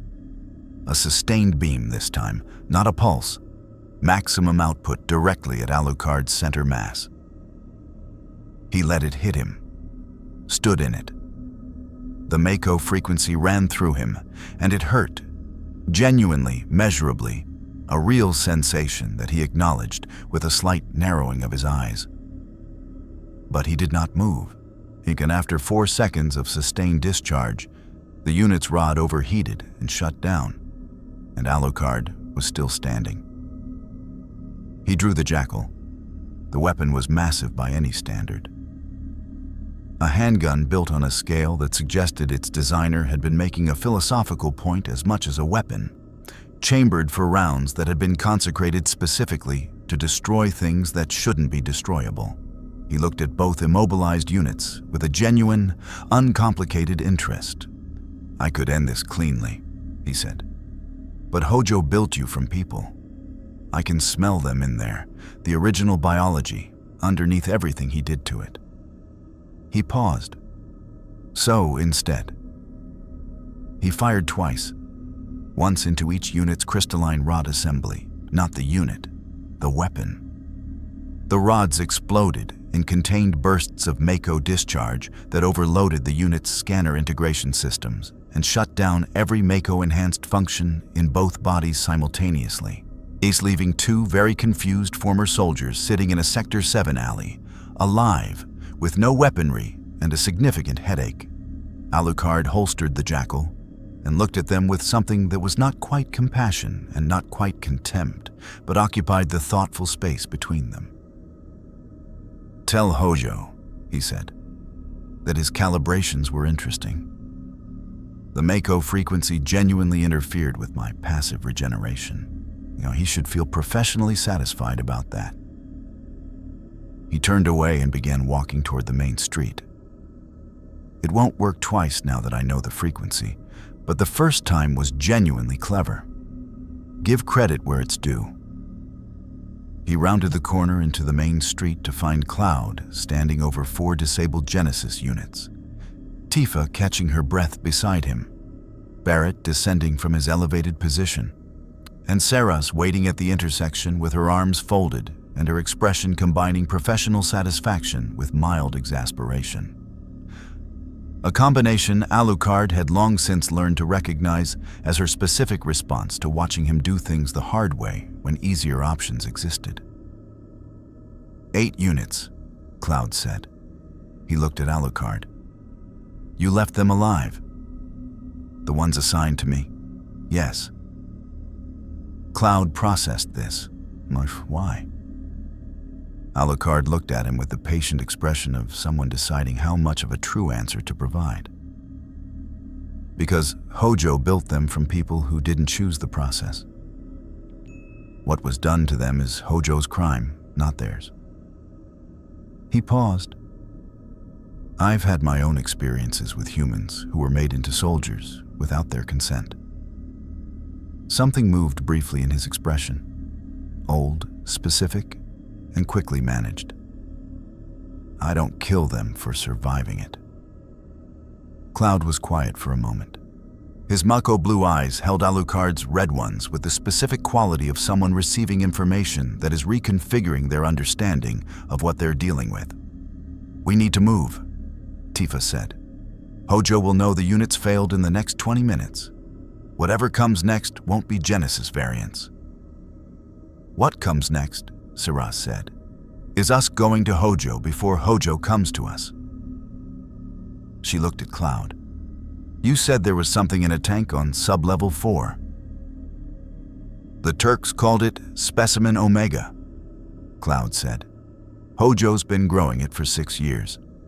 No one outside the lab has seen it." "Then we go in tonight," Seras said. "We shut it down before it can be deployed. and we remove Hojo's ability to continue using this building as an armory pointed at the planet's own people." She looked at Alucard. "And then we find a way north." "The northern crater," Cloud said, and the words carried the specific weight of a destination that had been inevitable since before he fully understood why. "The northern crater," Seras confirmed. Alucard said nothing. He was looking north. Through the plate, through the artificial ceiling of Midgar, through the mechanical architecture of Shinra's territorial claim on the sky. Looking toward a presence he could feel in the life stream, even here, even at this distance. Unawaiting with the patient confidence of something that had constructed the circumstances of their meeting, and was satisfied with how the construction was holding. He was going to disappoint that confidence in at least one significant respect. Sephiroth had planned for a worthy opponent, had engineered an encounter with something that couldn't be threatened or destroyed. He hadn't planned for Seras. And that, Alucard thought, Idi watching her organize Cloud's group with the quiet competence of someone who had spent years being underestimated and had long since stopped caring about that particular injustice. That was going to matter. When they came for him in the northern crater, it wouldn't be two monsters conducting a mutual assessment. It would be something else entirely. He wasn't entirely sure what yet, but for the first time in a very long while, he was genuinely curious to find out. The northern crater existed at the edge of the world's comprehension of itself. It was not a natural formation. Or rather, it had begun as one, the ancient wound left by the meteor that had carried Genova to this planet 2,000 years ago. But it had been inhabited long enough by something with Sephiroth's specific quality of presence that the distinction between the place and its occupant had become difficult to maintain. The crater's walls were geological fact, ancient rock compressed by impact, striated with Mako veins that pulsed with the deep, slow rhythm of a planet's heartbeat. The atmosphere inside it was something else, a quality of compressed intent, of space that had been thought in so thoroughly and for so long that the thinking had left a residue on the air itself. It smelled, to Alucard's senses, like the inside of a mind that had decided it was God. He recognized the smell. He had, at various points in his very long existence, encountered humans who had developed a similar conviction. The difference was scale. The humans had been deluded. What lived in this crater had, by any reasonable assessment, earned at least a partial claim to the title, had transcended death, had interfaced with a planetary spiritual network, had constructed a plan of such scope and patience that even Alucard, who measured ambition against centuries of accumulated reference, found it worthy of genuine consideration.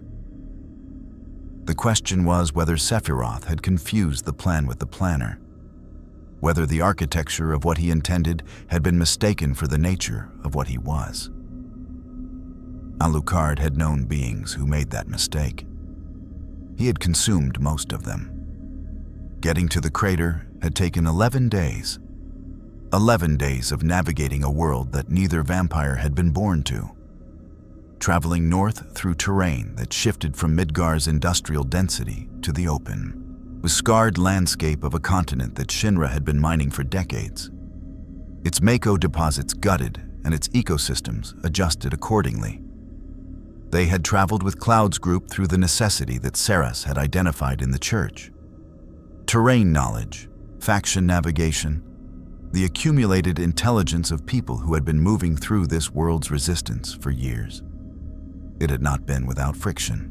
Barrett had maintained his vocal skepticism of Alucard through most of the journey, with the stubborn consistency of a man who had decided on a position and intended to honor it regardless of accumulating evidence. Alucard had responded to this with what Seras recognized as genuine respect, not agreement, but the specific attention he gave to people who held their convictions under pressure, rather than adjusting them for convenience.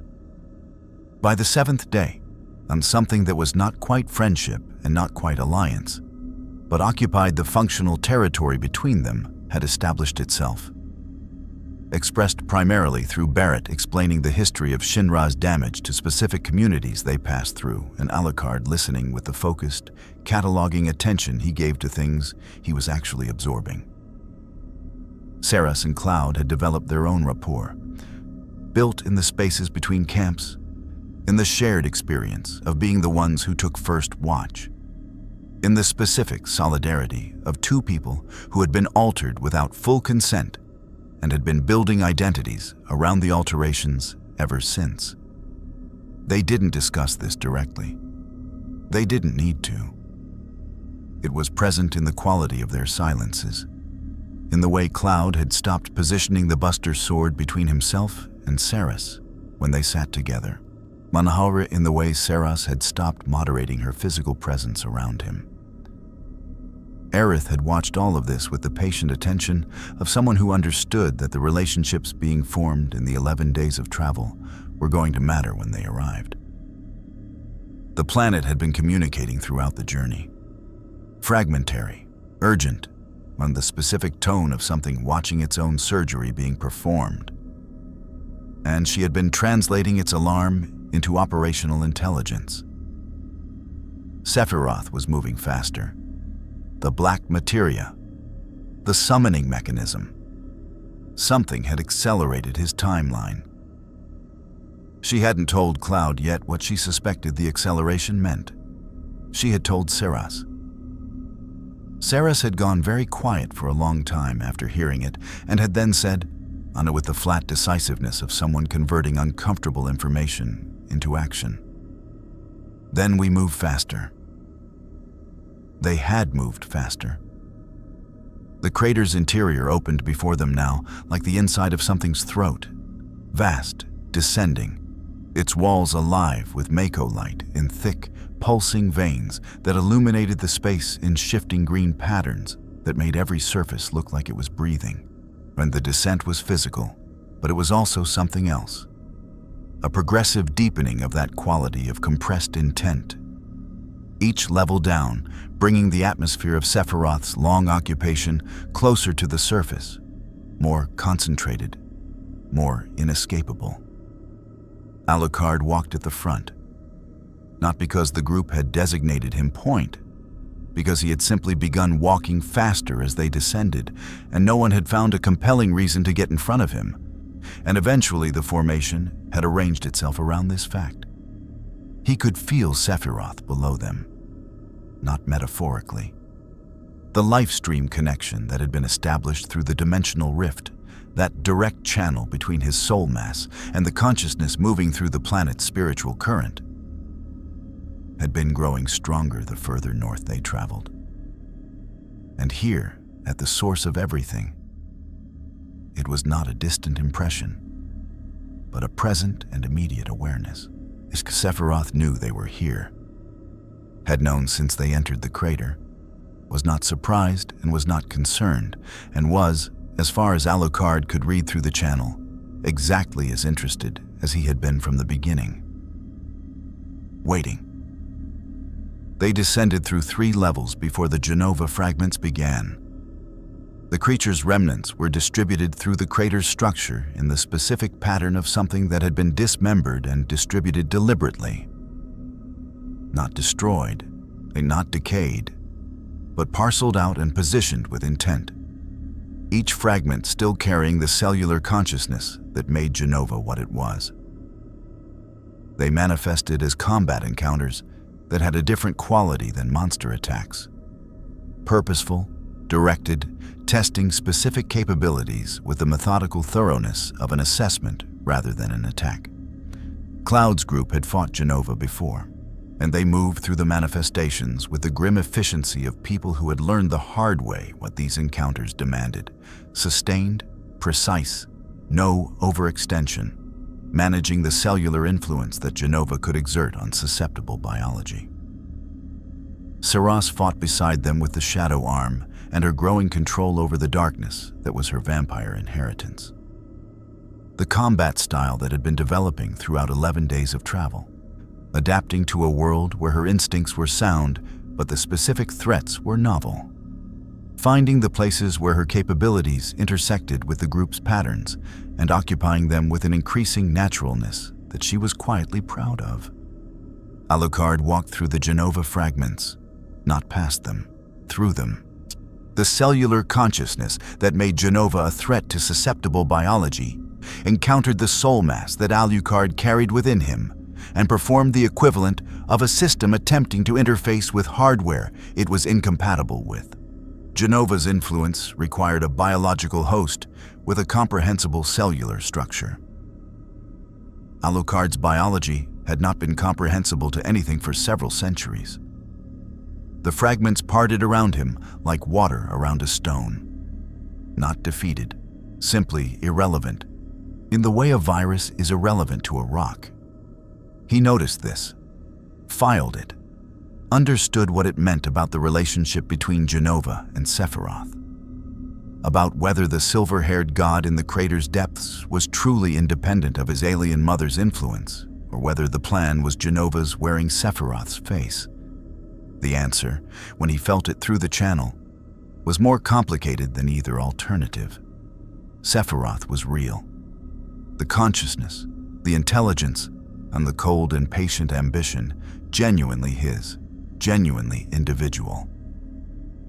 But Genova was present in him the way Alucard's consumed souls were present in Alucard.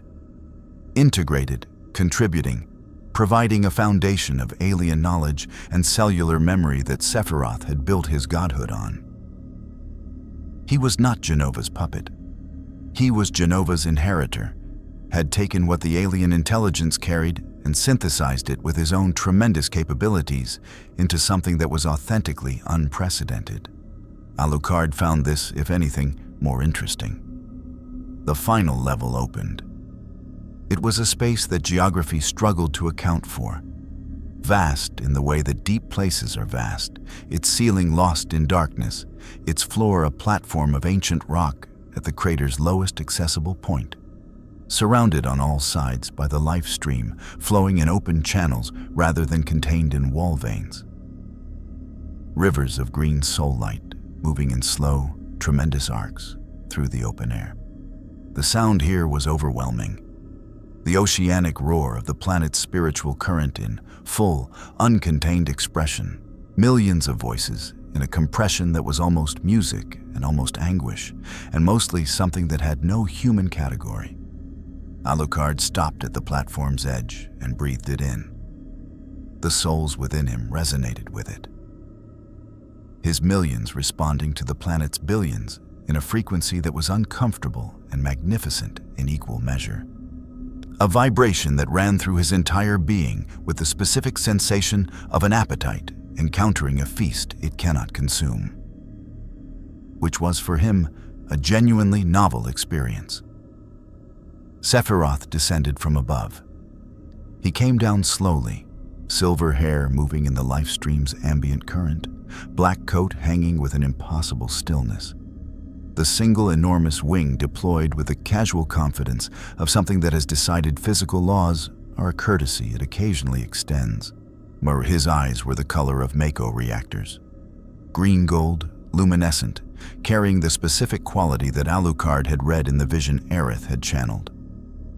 Intelligence that had decided the universe's contents divided cleanly into things useful to his purpose and things irrelevant to it.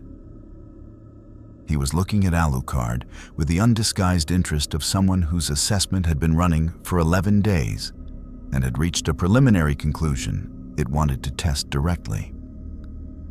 Cloud moved forward. Alucard's arm came out sideways. Not a grab, not a restraint, just a presence in Cloud's path that communicated with absolute economy. Not yet. Cloud stopped. His jaw was tight. Every instinct he had was driving him forward, toward the figure descending toward them, toward the confrontation that 11 days of travel and a lifetime of manufactured consequence had been building toward.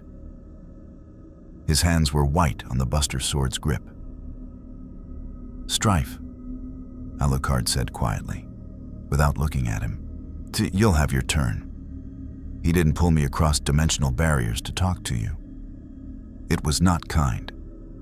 It was accurate, and Cloud knew it was accurate. And the knowing made it worse rather than better. And Alucard did not apologize because the truth did not require apology. Sephiroth touched down on the platform's edge with the soundlessness of something that had moved beyond physical consequence. Where he looked at Alucard across 15 feet of ancient rock and flowing soul light, with the expression of a being completing a greeting that had been in progress for weeks. "You came," Sephiroth said.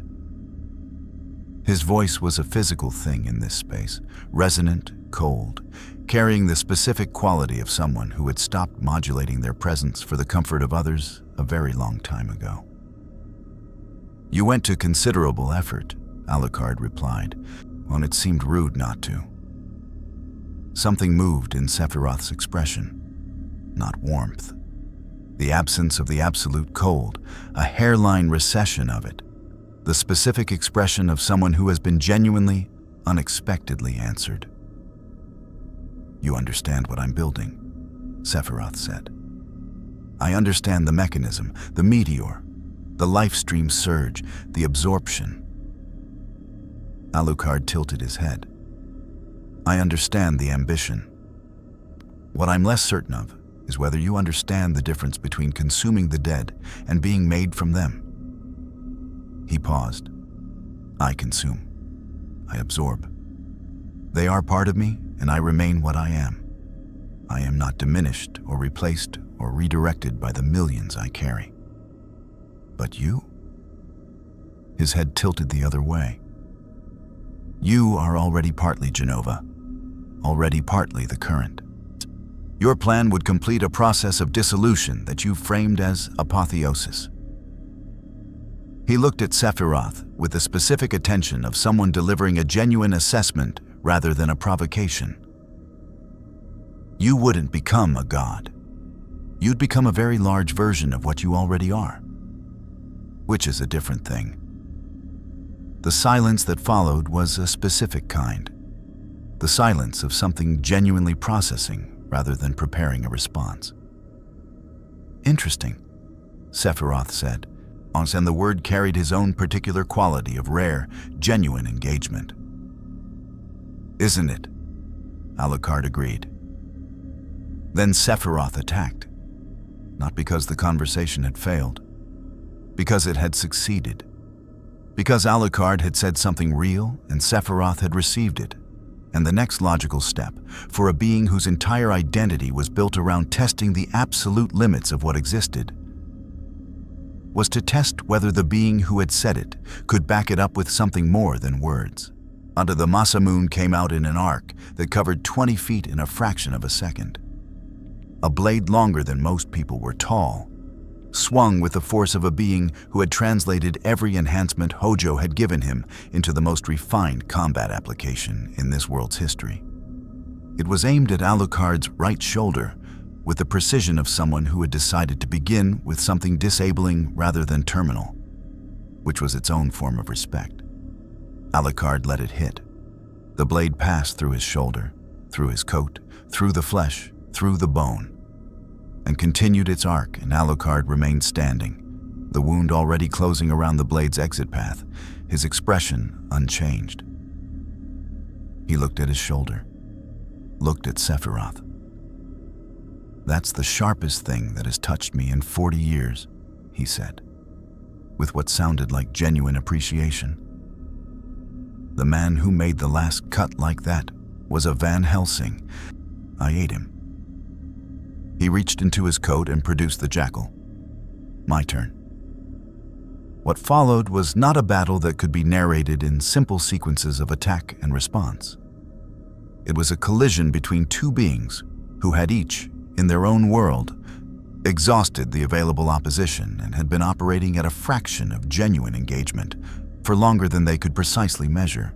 Every exchange contained layers, not just physical, but the running conversation through the live stream channel that had been open between them since the rift. Each attack and counter an argument as much as a combat move.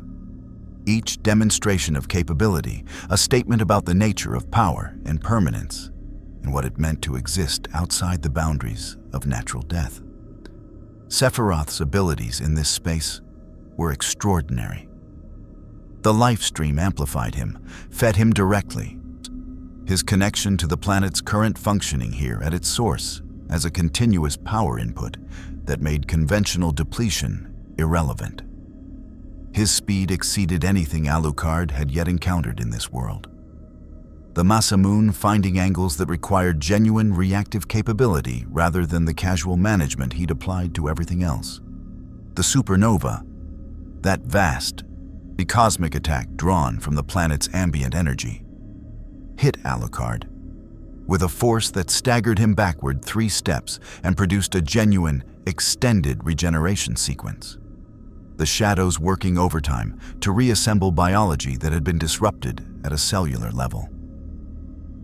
Alucard was delighted. He released Restriction Level 2.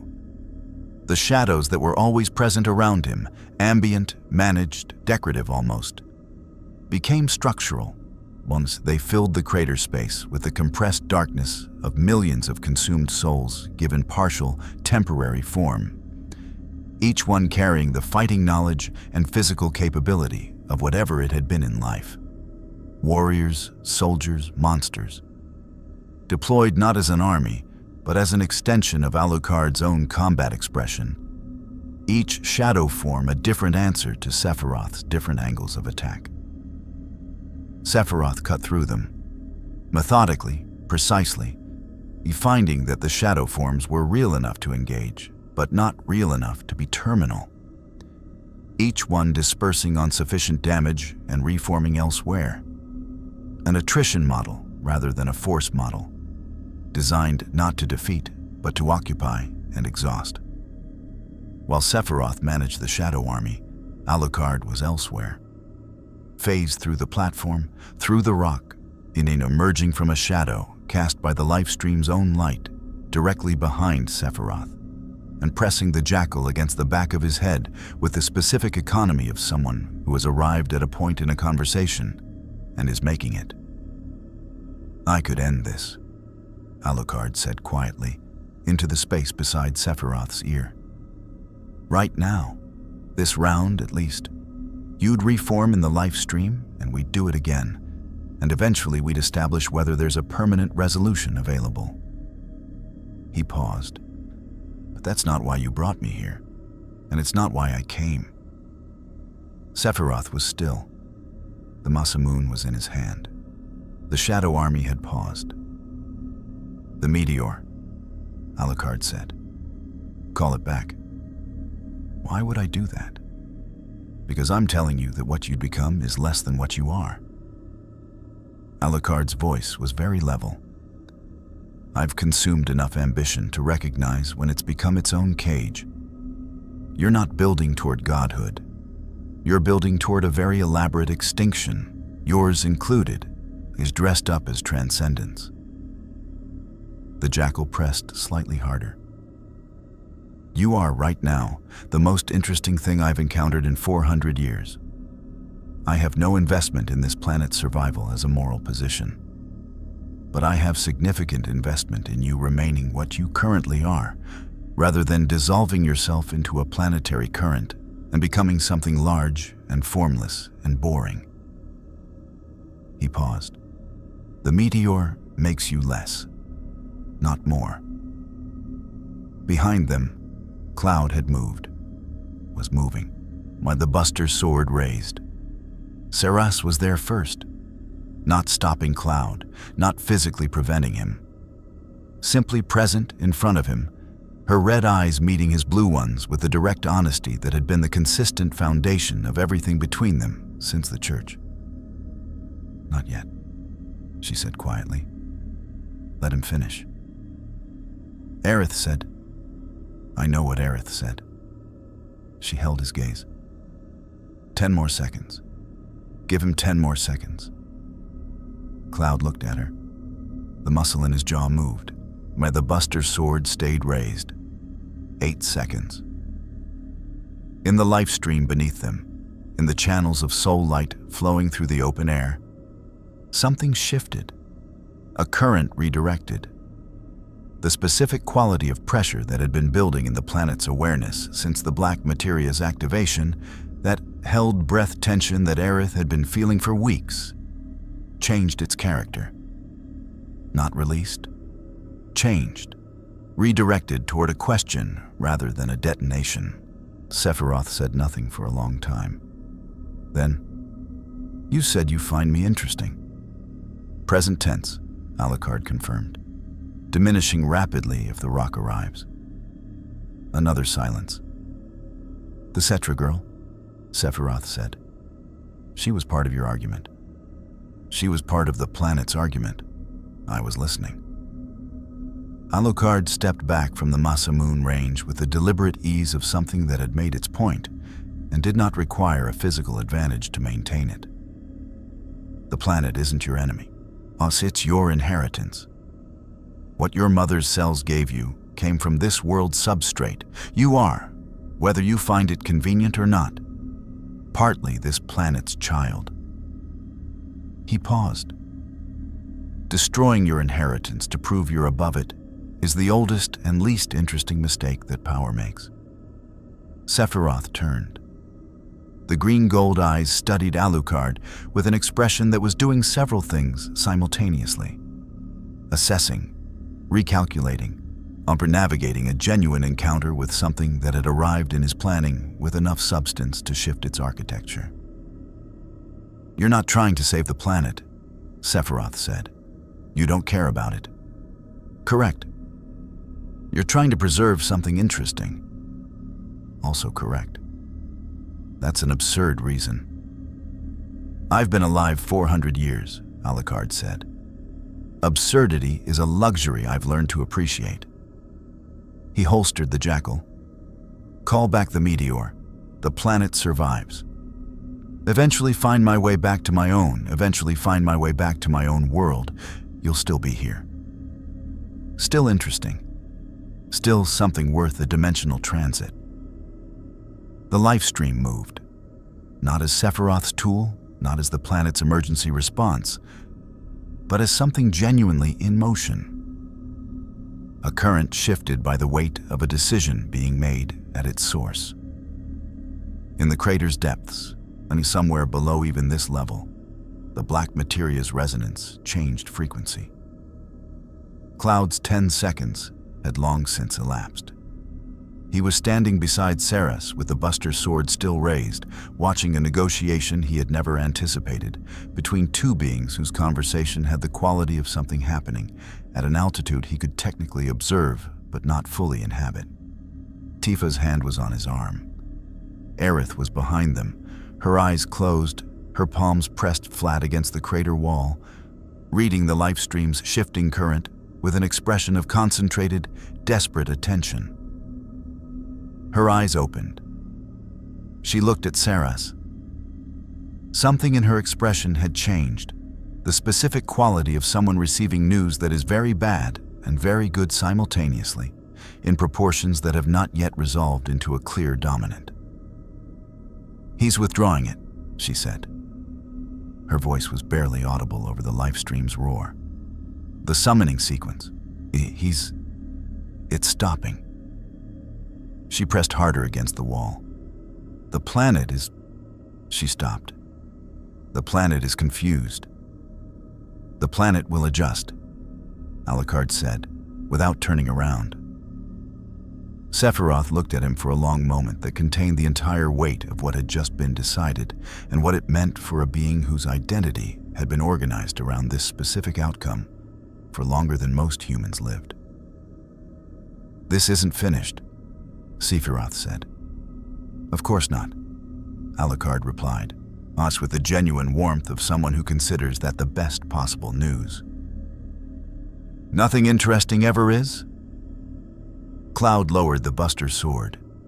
The life stream ran green and gold and enormous through the crater's open air around them.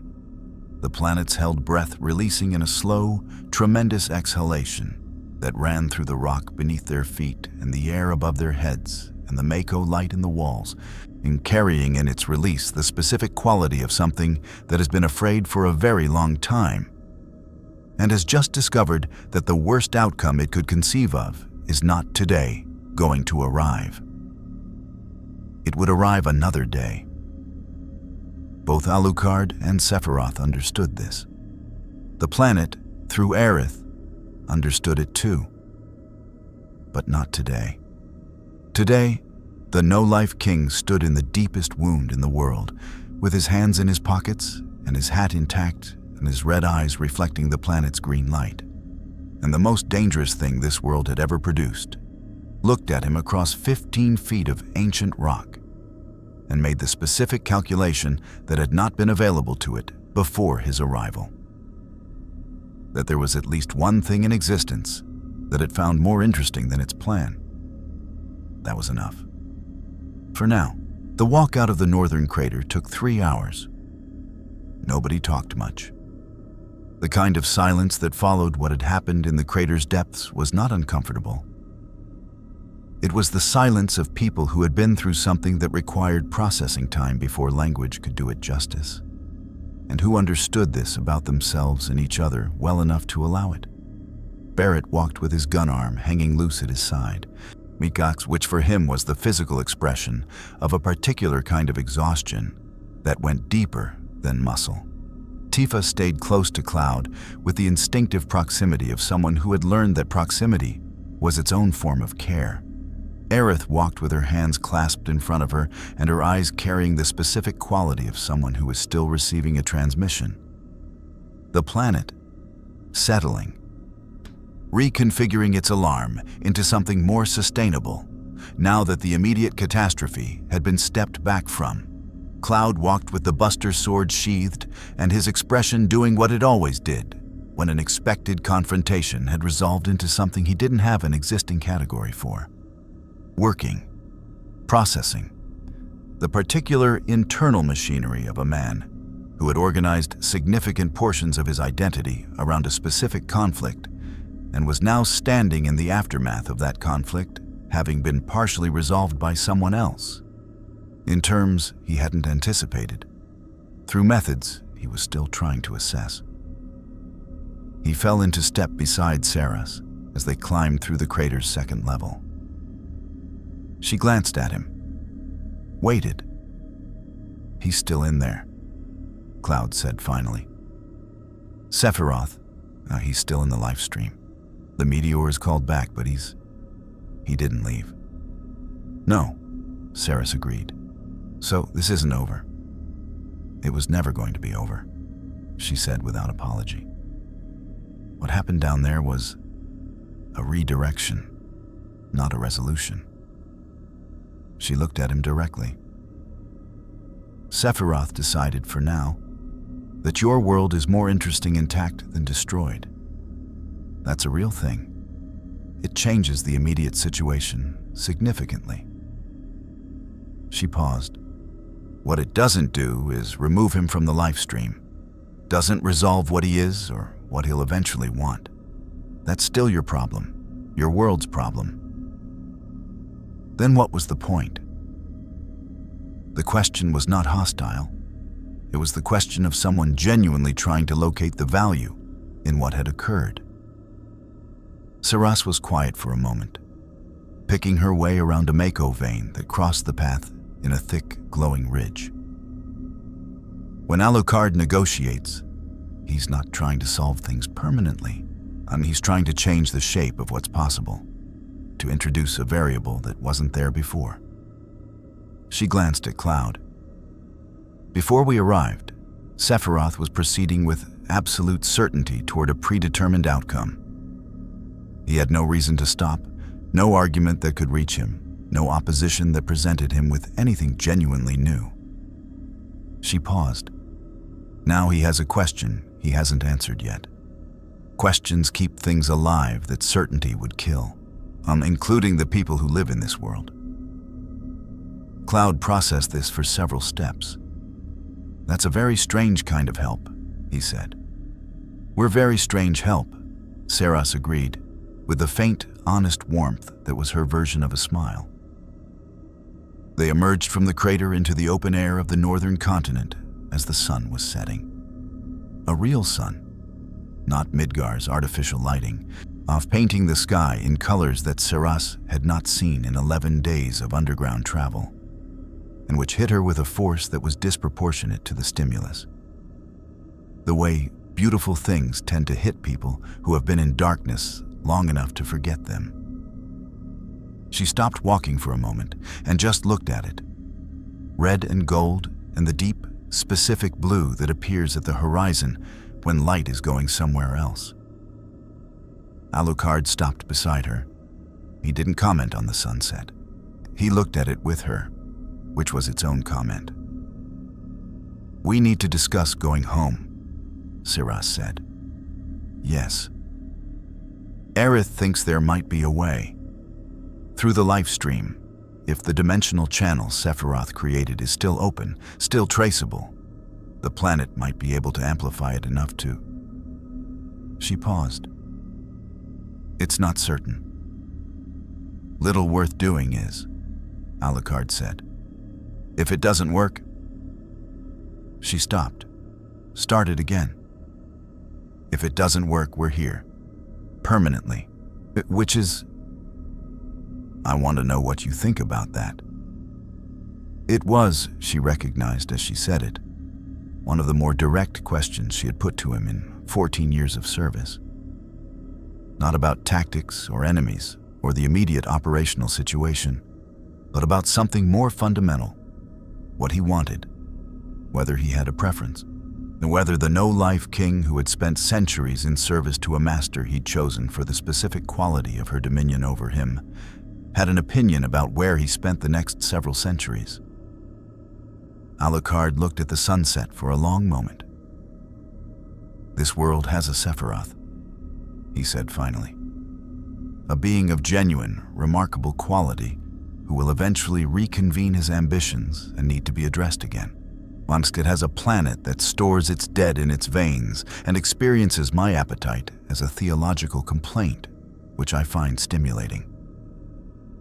It has a scientist who calibrated a weapon that actually interfered with my passive regeneration, which I find professionally interesting, even if I dislike the man." He paused. "And it has Cloud Strife, who is annoying in the specific way that genuinely competent people are annoying, and who will almost certainly be entertaining to observe over whatever time he has remaining." "That's not an answer," Seras said. "It's a partial answer." He turned and looked at her.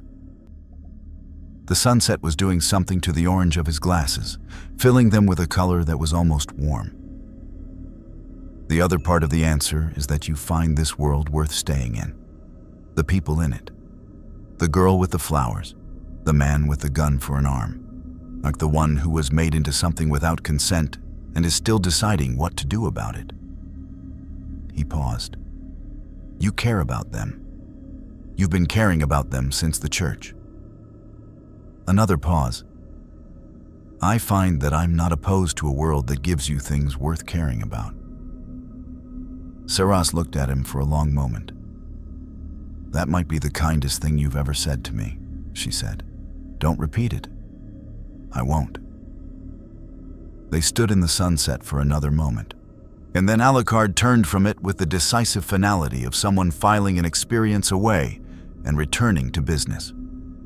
"We try to go home first," he said. "If the channel holds, Integra will be..." He paused. "Integra will have opinions about our absence." "Significant ones," Seras agreed, with a feeling in her chest that was partly humor and partly the specific warmth of remembering someone you love. "If the channel doesn't hold," he continued, "we stay. We adapt. Like we become whatever this world needs us to become, which will presumably be something it hasn't anticipated." His tone was entirely level. "Either outcome is acceptable." "Either outcome is acceptable," Seras repeated, tasting the words. They were, she decided, more comfort than she'd expected. Behind them, Cloud's group had gathered at the crater's edge with the specific quality of people who have accomplished something significant and are now confronting the practical aftermath of it. Aerith was already crouched in the snow, her palms flat against the frozen ground, speaking with the planet in the intimate, wordless way she had. Her expression was concentrated, searching, the specific focus of someone trying to locate something subtle in a large and complex signal. Tifa was watching her. Cloud was watching Alucard. Barrett was eating something he'd produced from a pack with the determined appetite of a man who had decided that whatever came next. "Os is still open," she said. "The life stream is still open," she said. "The life stream can feel it. The place where the dimensional barrier was thinned, Sephiroth used enormous energy to create it, and it hasn't fully healed." She stood, brushing snow from her knees. "I think, the planet thinks, that if I amplify it directly, channel the life stream through the existing weakness at full Cetra capacity." She paused. "It would work. I'm fairly certain it would work." "Fairly certain," Alucard said. "More certain than uncertain," Aerith said, with the specific courage of someone who has learned to say true things rather than comfortable ones. "When?" Seras asked. "Now is better than later. The channel weakens as the barrier heals." She looked at Seras with an expression that carried something more than operational information, something personal and genuine and careful. "Once you go through, I can't reopen it from this side. This is a one-direction door." The group went quiet. Barrett lowered his food. Tifa's hand found Cloud's arm again. Cloud looked at the two vampires with the expression of a man who had not expected to feel something about this moment, and was discovering that expectations are unreliable. "You're leaving," he said. Not a question. "If the channel holds," Seras said. She looked at him directly, with the honesty that had been the consistent foundation of everything between them. "Your world is still in danger. Sephiroth is still in the life stream. Hojo is still in his laboratory, and know what needs to be done. You've know what needs to be done. You've known longer than you've admitted." Cloud was quiet for a moment. Then something in his expression settled. The specific quality of a decision that has been approached from many angles, finally finding the one that holds. "Yeah," he said. "I know." Seras nodded. Then she turned to Aerith. As they held each other's gaze for a moment that was long enough to contain something real and short enough to avoid turning it into something that would require more time than they had. "Thank you," Seras said. "For the flowers. For the planet. For trusting us with what it showed you." Aerith smiled. It was the specific smile of someone who carries more than they show and has just briefly shown it. "Thank you for listening." She paused. "Come back sometime, and if you can." "The multiverse is large," Alucard said, from beside Seras. He was looking at Aerith with the expression that Seras associated with genuine respect, the version of his attention that was entirely without performance, but occasionally navigable. Aerith laughed. It was a real laugh, surprised out of her, delighted, the laugh of someone who had expected something formal and received something true instead. She knelt in the snow and pressed both palms to the frozen ground. The life stream responded with a depth and immediacy that it had never quite managed before, as though whatever the planet had concluded about the two vampires during their time in this world had shifted its willingness from reluctant tolerance to active cooperation. The ground beneath Aerith's palms began to glow. Green deepening to gold, deepening to something older, something that was not color exactly, but the visual expression of a force that had existed before color had anything to shine on. The air ahead of Alucard and Seras shimmered. The rift opened, not the violent, dimensional wound quality of their arrival, but something more deliberate, more like a door, rimmed with the same dried blood darkness, but held open with intention rather than torn by violence. At the darkness beyond it, carrying not the void quality of a dimensional gap, but the specific texture of somewhere else. The cold, gray, perpetually overcast somewhere else of their own world. London, home. Seras could smell it. Rain, exhaust. The particular iron and antiquity smell of a city that had been burning and rebuilding for 2,000 years and carried both histories simultaneously. She could smell Hellsing Manor at the bottom of it. Old stone and gun oil, and the very specific atmosphere of a place that had been organizing monsters against worse things for generations. She could smell Integra's cigars. She looked at Alucard. He was looking at the rift with an expression she had seen exactly once before. When he had returned from the Schrödinger dissolution, when he had reconstituted himself from the impossible mathematics of existing everywhere and nowhere, and had walked back into the world with the expression of something that had genuinely not been sure it would return, and was processing the fact of its own continuation. Quiet. Present. Something that was not quite emotion and not quite its absence, but the honest middle ground between them. "Master," she said. "Yes, police girl. After you." He looked at her sideways. Something moved in his expression. He walked through the rift without another word. Seras turned back to Cloud's group one last time. Barrett had put his food away. Tifa's eyes were bright with something she was managing with characteristic competence. Cloud stood with the Buster's sword at his back and his expression carrying the particular quality of someone who has been changed by an encounter they hadn't sought and is honest enough to acknowledge it. She raised her hand. A simple gesture, uncomplicated, not of the kind that crosses whatever distances exist between different kinds of people who have been through something real together. They raised their hands back. She stepped through the rift.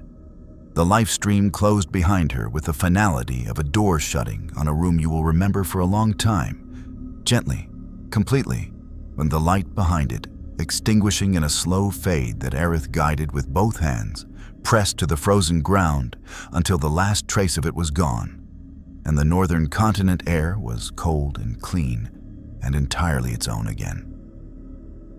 The planet, for the first time in weeks, exhaled something that was not quite relief and not quite grief, but the complicated, honest combination of both. The specific feeling of something that has survived something it wasn't sure it would survive, and is still taking the measure of what survival cost. Aerith stood up slowly. Her hands were shaking slightly, which she let them do. Cloud was beside her before she'd fully straightened. He didn't say anything. He was learning, slowly, painfully, that sometimes presence was the correct response and words were the wrong tool. She leaned against him for a moment, just a moment. Then she straightened and looked north and said in the quiet voice she used when she was reporting what the planet was telling her rather than what she felt, "It's still not over." "I know," Cloud said. "We have time now." "I know." "Then let's not waste it." He nodded, and the group turned south, toward everything that remained, carrying what they'd learned and what they'd lost and what they'd been given by two monsters from another world who had arrived by accident and left by choice, and had changed the shape of what was possible in the gap between those two things. In the life stream below the frozen ground, Sephiroth moved through the current with the patient, cold purpose of something that has revised its timeline but not its nature, thinking, for the first time in a very long time, and about something other than its plan. The multiverse does not forgive intrusions. It does not extend courtesy to those who cross its boundaries uninvited. does not soften its rules for those who arrive without understanding them, does not adjust its existing tragedies to accommodate the sensibilities of visitors from elsewhere. When Alucard and Seras Victoria fell through the dimensional rift into the dying world of Midgar, they arrived without welcome, without context, and without any obligation to care about what they found there. And they cared anyway. Or rather, one of them did, openly and without apology, and the other did in the way that very old things care about very few things, quietly, indirectly, expressed through action rather than admission. What they left behind was not a saved world. Shinra still stood, Hojo still breathed, the life stream still bled through the reactor's teeth. Sephiroth still moved through the planet's veins with patience and cold intelligence, his plan deferred rather than abandoned, his ambition intact and redirected rather than extinguished. But the shape of what was possible had changed. A certainty had become a question. A predetermined conclusion had become a negotiation. And two people, a former soldier still deciding who he was, and a Cetra girl carrying a world's grief in her palms, had been given something more valuable than rescue. They had been given time. In the end, that is what monsters from elsewhere sometimes bring to worlds that have forgotten how to hope. Not salvation, but the specific, stubborn, infuriating gift of more time.